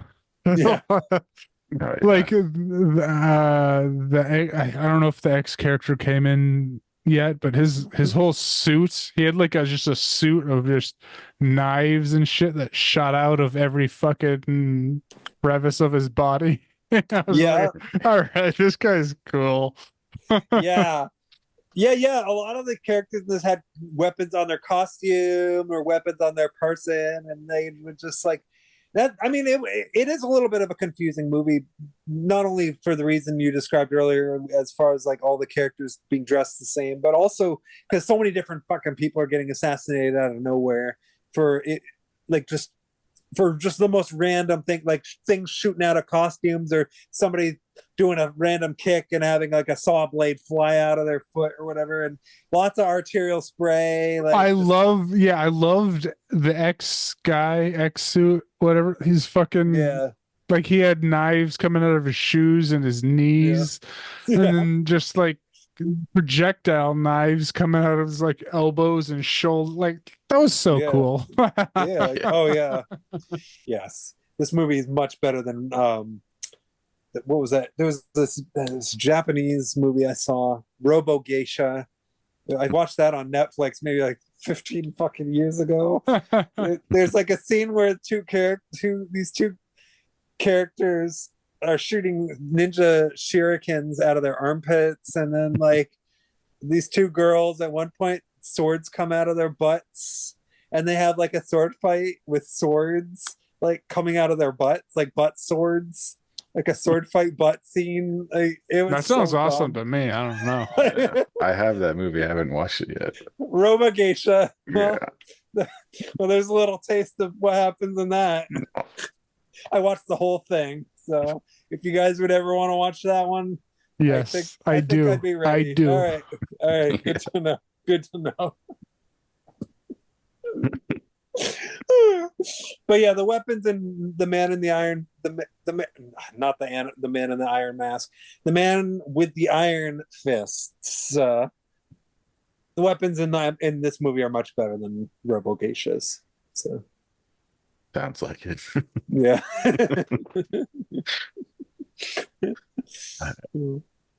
Silver sends members of the rodent clan to kill Zenyi before he can reach the village, but Zenyi kills them. Mm. The mercenary Brass Body arrives in the village and meets with Silver. He is sent to kill Zenyi, Yeah. who is Batista. Yeah. Oh yeah. Early Batista, like this must have been way like straight up way before anything he got recognized for, I'm assuming. Oh yeah, What was this, for sure. I think so. I know it 2012? was before Guardians. 2012, yeah. Yeah. I was So surprised to see him in this. I Yeah. didn't think he really did much before Guardians and all that shit. yeah, and like Blade Runner 2049 and other movies. Yeah. Yeah, I didn't expect he's another person I didn't expect to see. Russell Crowe, Lucy Liu, Dave Bautista, like it's yeah, Gordon Liu, like just Looking back, it's a star-packed fucking movie. Like, really goddamn. is. Yeah. yeah, almost not almost overstuffed, but not quite. Yeah. And he's called the Brass Body because somehow when he gets hit, he has a turns into brass brass. body. Yeah. Exactly. Yeah, he's like fucking what's his name from X-Men? Colossus. Colossus, yes. Yeah. Basically the same kind of powers, but brass instead of, I don't know, silver or whatever the hell Colossus is made of. Yeah, yeah. All this movie needed was the Silver Surfer.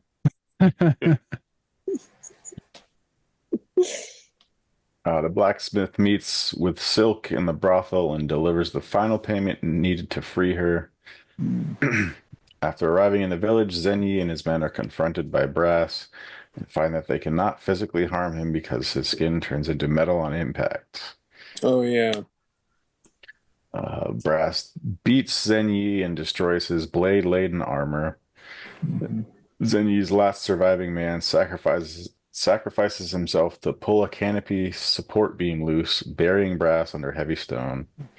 That was gnarly. But he did get away though, so I'm a little surprised that it worked, just because like there's just a bunch of shit falling on him where like blades Kind of- and shit didn't yeah. really have any effect. I thought he might have just been standing in the rubble or saying, oh, what the fuck is this? But Yeah. you know, It must movies. have been just a lot of weight, I guess. Yeah, You know, maybe just brass it can only take so much. So, right. Maybe yeah, maybe it was just piercing things that was more effective against, or more like the that makes brass sense. guys could Yeah. deflect against instead of blunt force trauma. Yeah, Or that's possible. the blacksmith is watching the fight. He rescues Zen Yi and helps him recover as penance for crafting the weapon that killed Zen Yi's father. Okay. Yeah. Yeah, that was pretty gnarly.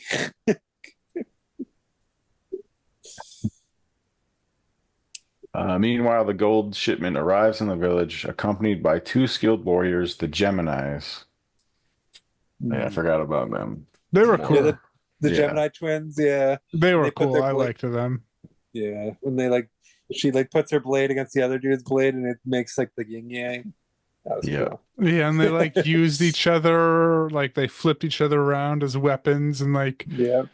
she had like guns on her thighs and shit, and he like used her as a gun, and that was a Yeah. cool. I like one of the things I liked about this movie was the interesting, cool weaponry and unique, and that was definitely one of them. That was a cool use of interesting, unique weapons that Yeah. I wouldn't have fucking thought of. She like he was flinging her around, using her as a gun. That was Yeah. cool. That was cool. I like that. And yeah, it was it was like ballet and shit, you know. Yeah. You have, the usual kung fu things where you have characters floating down from the rafters and stuff. Yes, it was very high. but- It was a wired movie. Like they were Yeah. all floating on wires and shit. Yes. But Very, very wired. But man, do they whoop some ass. And this is a movie where the bad guys often do kill each other in the midst of trying to kill the good guys. It is another one of those type of movies, like the ruthless bad guys. But it actually is pretty interesting to kind of see what happens.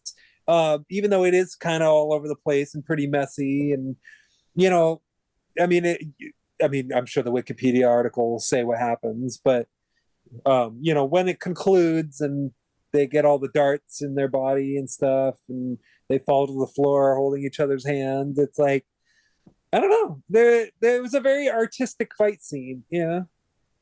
Yeah. Probably one of the better ones for sure. yeah, it was really cool. Yeah, I'd say it's probably my favorite fight scene in the movie. Well, actually, I'd have to think about that more. It is a good one, though. Yeah, that one with the Zen Yi's suit was pretty good too. Yeah. I think that one might be my favorite, actually. I can't choose a favorite fight scene.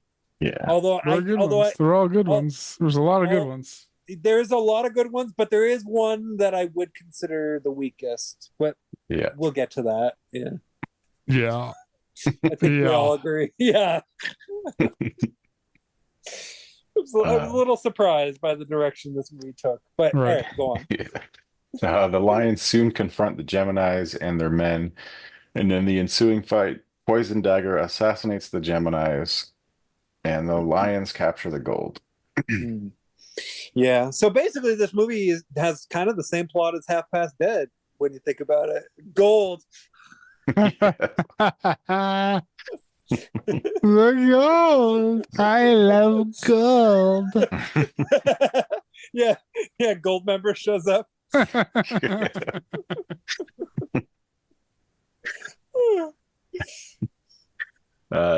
Jack later arrives to investigate the incident and learns that the Geminis were poisoned with mercury-tipped weapons, leading him to the blacksmith.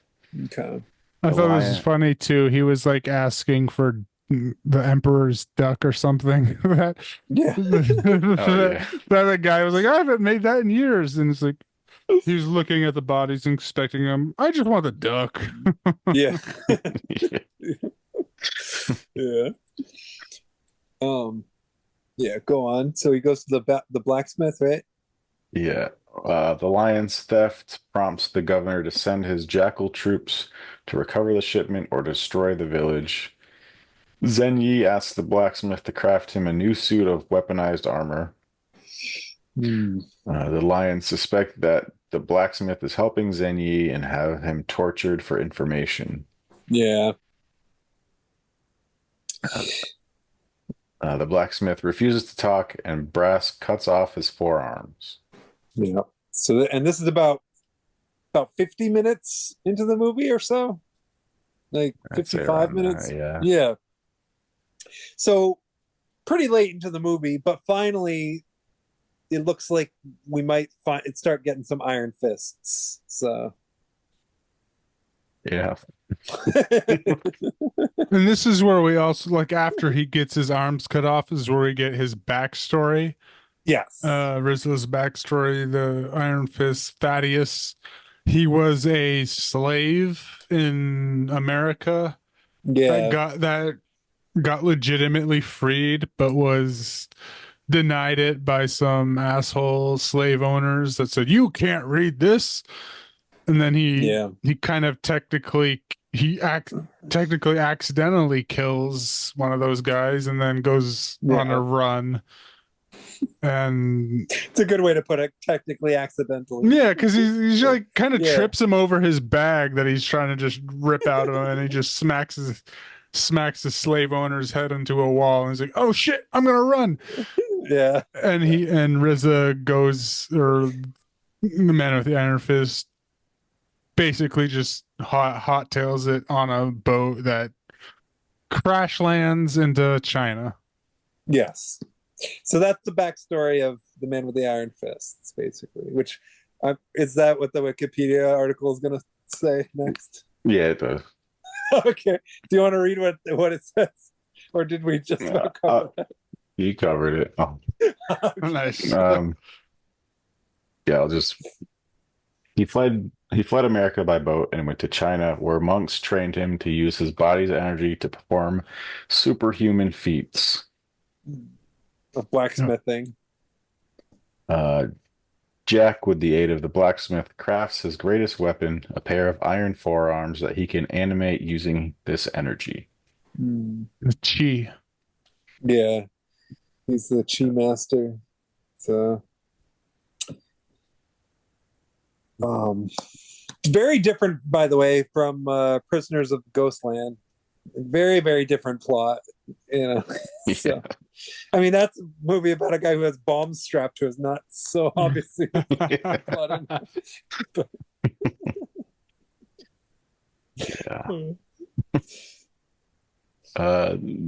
Zenyi recovers and joins Jack and the blacksmith. Meanwhile, Blossom offers to let Silver hide the gold in a secret tomb beneath the brothel in return for payment. Oh yeah, I forgot about that. Oh god damn it. Oh okay, yeah. And then also this is about when like we start kind of like realizing what's going on with the brothel too. Like, Yeah. but go on. The gold is stored in a coffin, which is raised up to the rafters. That night, Blossom has her girls serve the lions, and Silk serves Brass. At Blossom's signal, the girls use the weapons hidden in their mouths to poison many of the lions, and they join with Blossom as the Black Widows. That was a cool scene, I'll have to say. Like, Lucy Liu was just doing these clicks with these like wooden sticks. Yeah. And it was like an overhead shot, like a long take of just an overhead shot of all the prostitutes, I guess, whatever. Sure. The brothel ladies, they were doing things with the lions. And then it was a nice long overhead shot. And then when she starts clicking, they like pull out these tongue things and start stabbing all the lions and killing them. So she does like a double cross on the lions where, you know, where beforehand the lions said, "Oh, we'll kill her in the morning." Yep. But she was on to them. Yep. Brilliant. Yeah, that was really cool. It was cool. Yeah. And I didn't expect it. There's a lot of I didn't either. Yeah, I was like, "Oh shit. Yeah. These whores. They know what they're doing." Yeah. I think out of all the episodes of this show we've had, these three movies for me have been the most unpredictable. Like I just, yeah. I mean, the whole time I was watching this movie, I'm like, what the fuck's gonna happen next?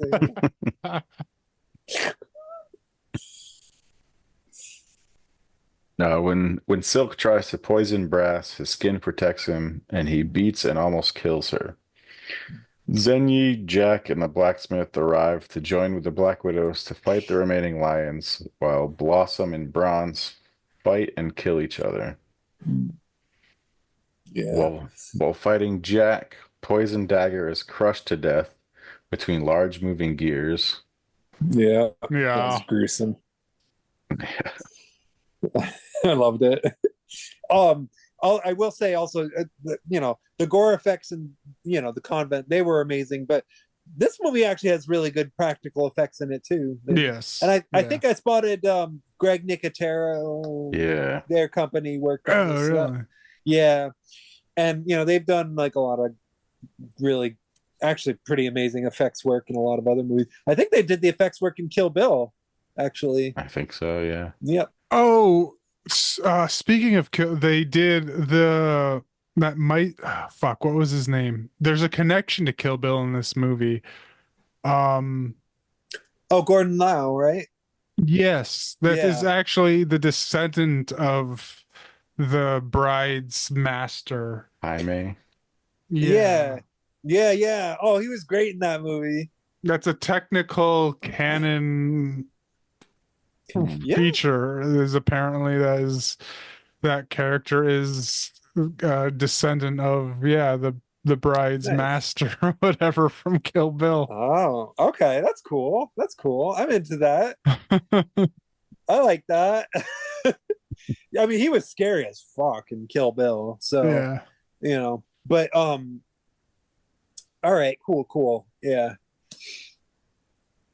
And also speaking of Craig Nicotero, I just kind of wanted, because I looked up his filmography, and From Dusk Till Dawn. So Oh, yeah. it's the movie we brought up not too long I know ago. he does also Walking Dead a lot. He was one of the main guys from Walking Dead and shit. Yeah. Yeah. That's good. That's good. One of the things that was most consistent about that show was the effects, I would say. So, Oh, yeah. Yeah, the gore in this reminds me of the Japanese splatter, but obviously it's a Hong Kong shit. yeah, but I agree though, actually. I does kind of remind me a lot of like Lone Wolf and Cub and like Lady Snowblood and movies like that have a lot of just like those death scenes where somebody like swipes a sword and then there's just a shit ton of blood spray and like guts falling out and heads falling off and like decapitations left and right and limbs flying and stuff. This movie's got all kinds of stuff like there that. was that one early scene with Jack or Russell Crowe where he just straight up guts a dude. Oh, yeah. That was awesome. We didn't talk about Jack Knife's knife. Yeah, that was a dope knife. It was. Oh my god, yeah, that was wild.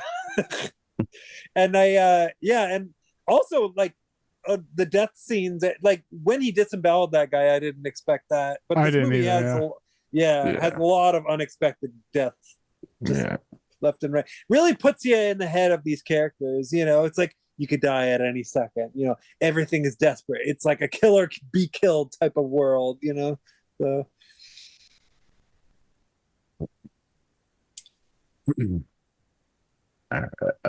Silver and Zenyi fight in the tomb. Zenyi cuts the coffin free and crushes Silver, killing him. The blacksmith finds Silk, who dies in his arms. He confronts Brass, and his iron fists prove capable of inflicting damage on Brass's seemingly invincible body.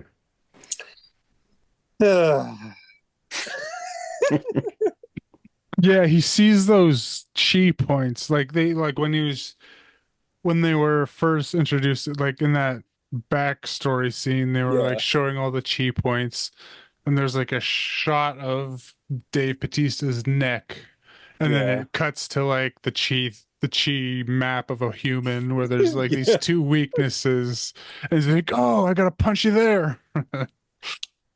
I felt bad for thinking this, but honestly, like that whole moment made me think of Kung Pao Enter the Fist. Like at the end when he like has to grab like the pyramid things that are on his Yeah. body. Like that's what that made me think of. And like it's literally most of the scene was just the RZA getting the shit kicked out of him by Dave Bautista, and then suddenly he figures out what to do, and that kind of ends it. Like, Yeah. I've seen some pretty weird ones in Shaw Brothers movies. yeah, There's one where like the weak point is someone's balls. So like the whole end fight with the main bad guy is just him trying to punch the dude in the balls. That's hilarious. I forget which movie that was, but That's oh, great. that sounds excellent. Oh my god. Hell yeah. Oh, sounds like the best movie ever. Oh man. So he so he pulverizes Dave Bautista basically. Yeah, while Brass is in metal form, a powerful punch from the blacksmith shatters him to pieces. Jack runs outside in time to stop the soldiers from decimating the building with Gatling guns. Which that brings me to my favorite line in the movie. Right before he goes out to show everybody that the situation is under control, they're all yelling into the building and they're all like, "Give us the gold or we'll kill you all." And then they start counting down. It's like, And there's okay, a bunch of kids in the doorway too, and they're like, "I don't give a fuck. I'm gonna blast them all down." Yeah. Oh, and actually, one thing I will say, the way Lucy Liu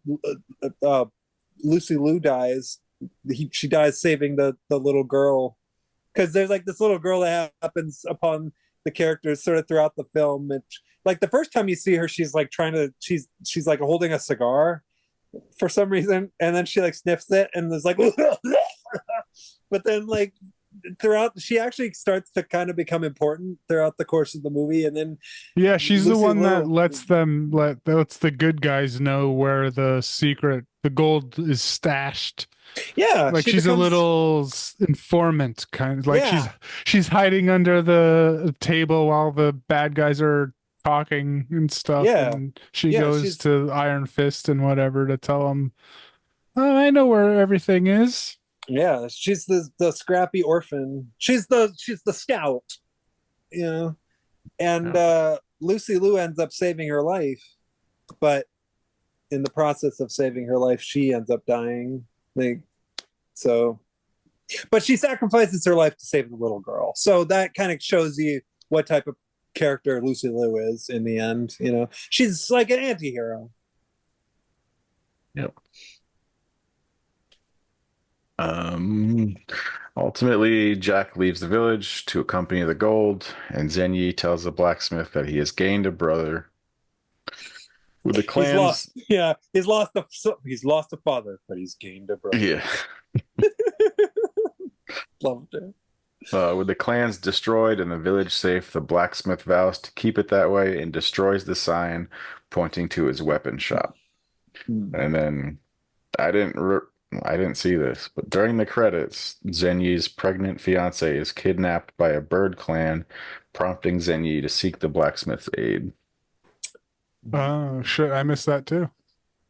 Well, now we know what the Man with the Iron Fists 2 is going to be about. Yep. Assuming, wait, does that exist? Yes, it does. Okay. Yep. All right. Cool.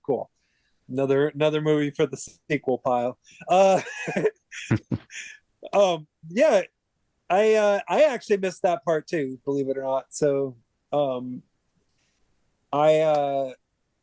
actually there were a lot of things in this movie that I missed, but I think I got somehow I was able to figure out what was going on in the end. So I don't know. Somehow this movie worked its magic on me. I enjoyed it. I mean, the plot was fairly basic, but it had decent, cool action scenes. A little cheesy, but like the weapons they invented were really cool. Yeah. And and what about you, Zach? What was your overall impression of it this time? Because you said you didn't really like it that much the first time, right? Yeah, I liked it a little more, but it's still just okay. I think Yeah. my main problem is the movie's called The Man with the Iron Fists, but he only has the Iron Fist for like 20 minutes. Yeah. Yeah. And And he only his gets one fight scene. yeah, Yeah. and it Yeah. was not good. Yeah. Yeah. I would agree. That was easily the lamest fight scene in the whole movie. Mainly because it wasn't even a fight scene. Like it was really just Dave Bautista beating up the RZA, and that's it. Like, Yeah. You got a couple like double fist punches. Like, come on. yeah. Yeah. It's like, I don't know, felt like movie about a man with the iron fists. Like you'd hope that he would use the both his fists more than once. Yeah. Uh, but oh well.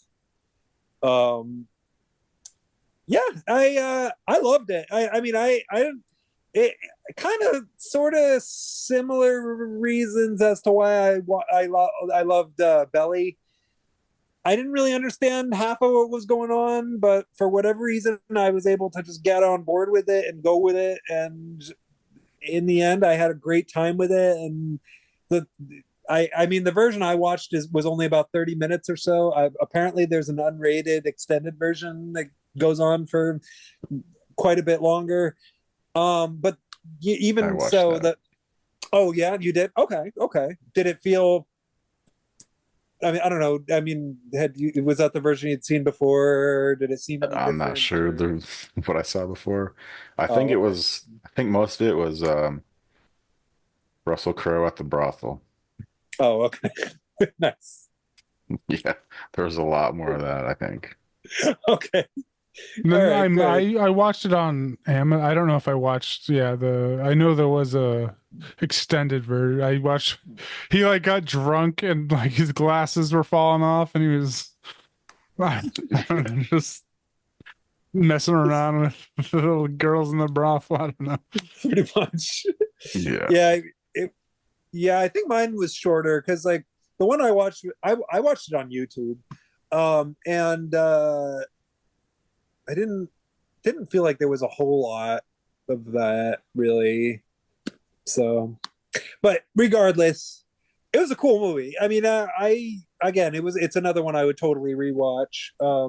And yeah, I really the main reason I liked it is because it felt like one of those kind of classy sort of martial arts movies. Like it was more sort of like it again had that sort of schlocky quality to it, but like it didn't really care. Like it kind of embraced that actually. Um, and actually, I almost feel like they should have gone the extra mile with this movie and just just have all the actors redub their lines, you know, like and, That would and have just been kind of fun. yeah, like they were. I mean, the movie almost could have gone even crazier with the stuff like the aesthetic, like the Shaw Brothers aesthetic and the kind of old school style martial arts. But even so, I thought they did a good job with it. It felt very much in the style of like the Wu-Tang music.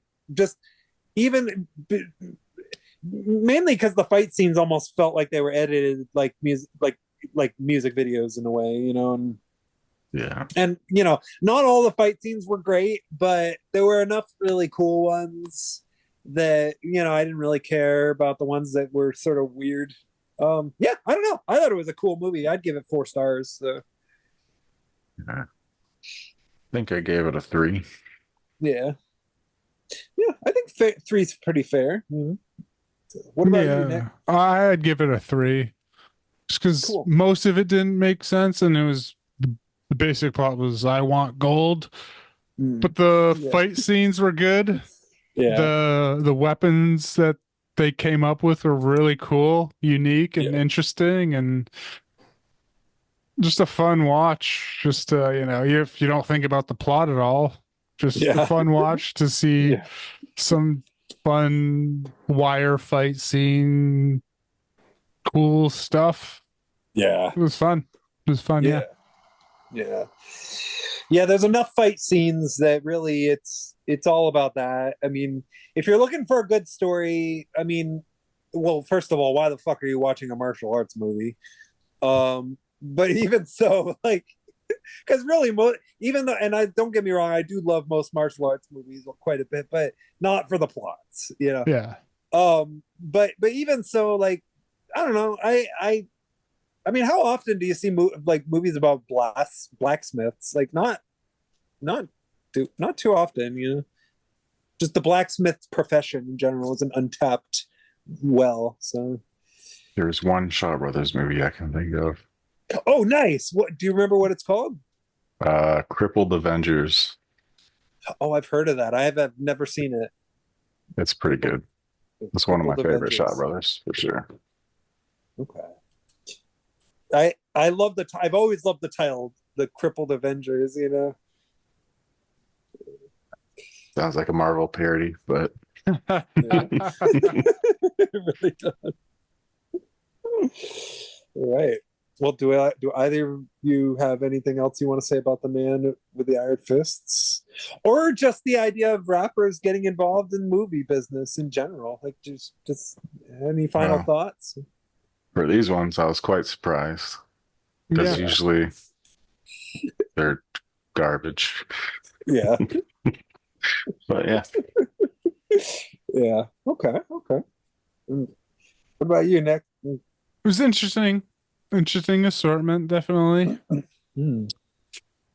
I mean, I Yes. initially did look for an Eminem one because his new album just released. Oh yeah. When we were about choosing it, I was like, oh, his new album's gonna release. Let me look Yeah. for one. But we already covered what would have been the only choice, which was like that car wash one. Well, you know, there was another one that I actually almost chose for this episode. was it Yeah. the hip hop witch? That's the one. Shit, I I almost- missed it. Fuck. I almost chose the hip hop witch, you know. And if we do a second episode, watch out, you know, Alright, I sure. might choose that one, you know, because yeah, I don't know, the cover doesn't really look any good. I mean, it's just the picture of Eminem's face on it, but I Shit, how did I miss that? Because I did look. Because before I even chose Belly, I was like Eminem movies, and I was just like Yeah. 8 Mile, and then whatever that car wash movie we Yeah, watched, The and then Wash, just yeah, a bunch of music videos. Like, yeah. must have just missed that. Yeah, damn. Yeah. Well, we did watch The Wash with Snoop Dogg and Eminem, Yeah. but yeah, I don't know. We'll do another one. We'll do another one. Yeah. Well, but I guess that concludes the discussion. Now, do we dare spin the wheel of death? We can. Okay. I think And then are we doing the Tubi next time? We had that 2B Yes. roulette lined up, right? yes, Yeah. yes. We do have the 2B roulette lined up. So our next episode is going to be the 2B roulette, where we have the survival of the dead, the Savage Beast or Savage Beach, or maybe I don't remember what it's called. Return to Savage Beach. Yes, Return Unless- to Savage Beach. Unless you want to watch Savage Beach, which is the first movie. Well, I think we should just stick with Return to Savage Beach. All right. Well, Eh. go with the wheel. The wheel tells us. Yes, the wheel. We have to let the wheel work its magic. And then Ghastlies. And the Ghastlies, yes. So that's our next episode. You know, so we have that to look forward to. But in the meantime, we also have to spin the dreaded wheel. So I can't share the screen. okay. I can. All right, well, I think I can make it so that happens. yeah. If not, you can just narrate. Let's see.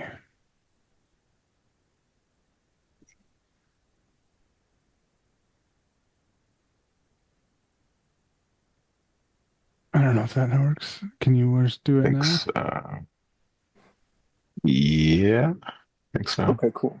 All right. Yo, can you see that? Or wait, there we go. Oh, yeah. Oh, we got All it. right. All Excellent. right. I'm so scared. This is the most suspenseful Here we part of the show.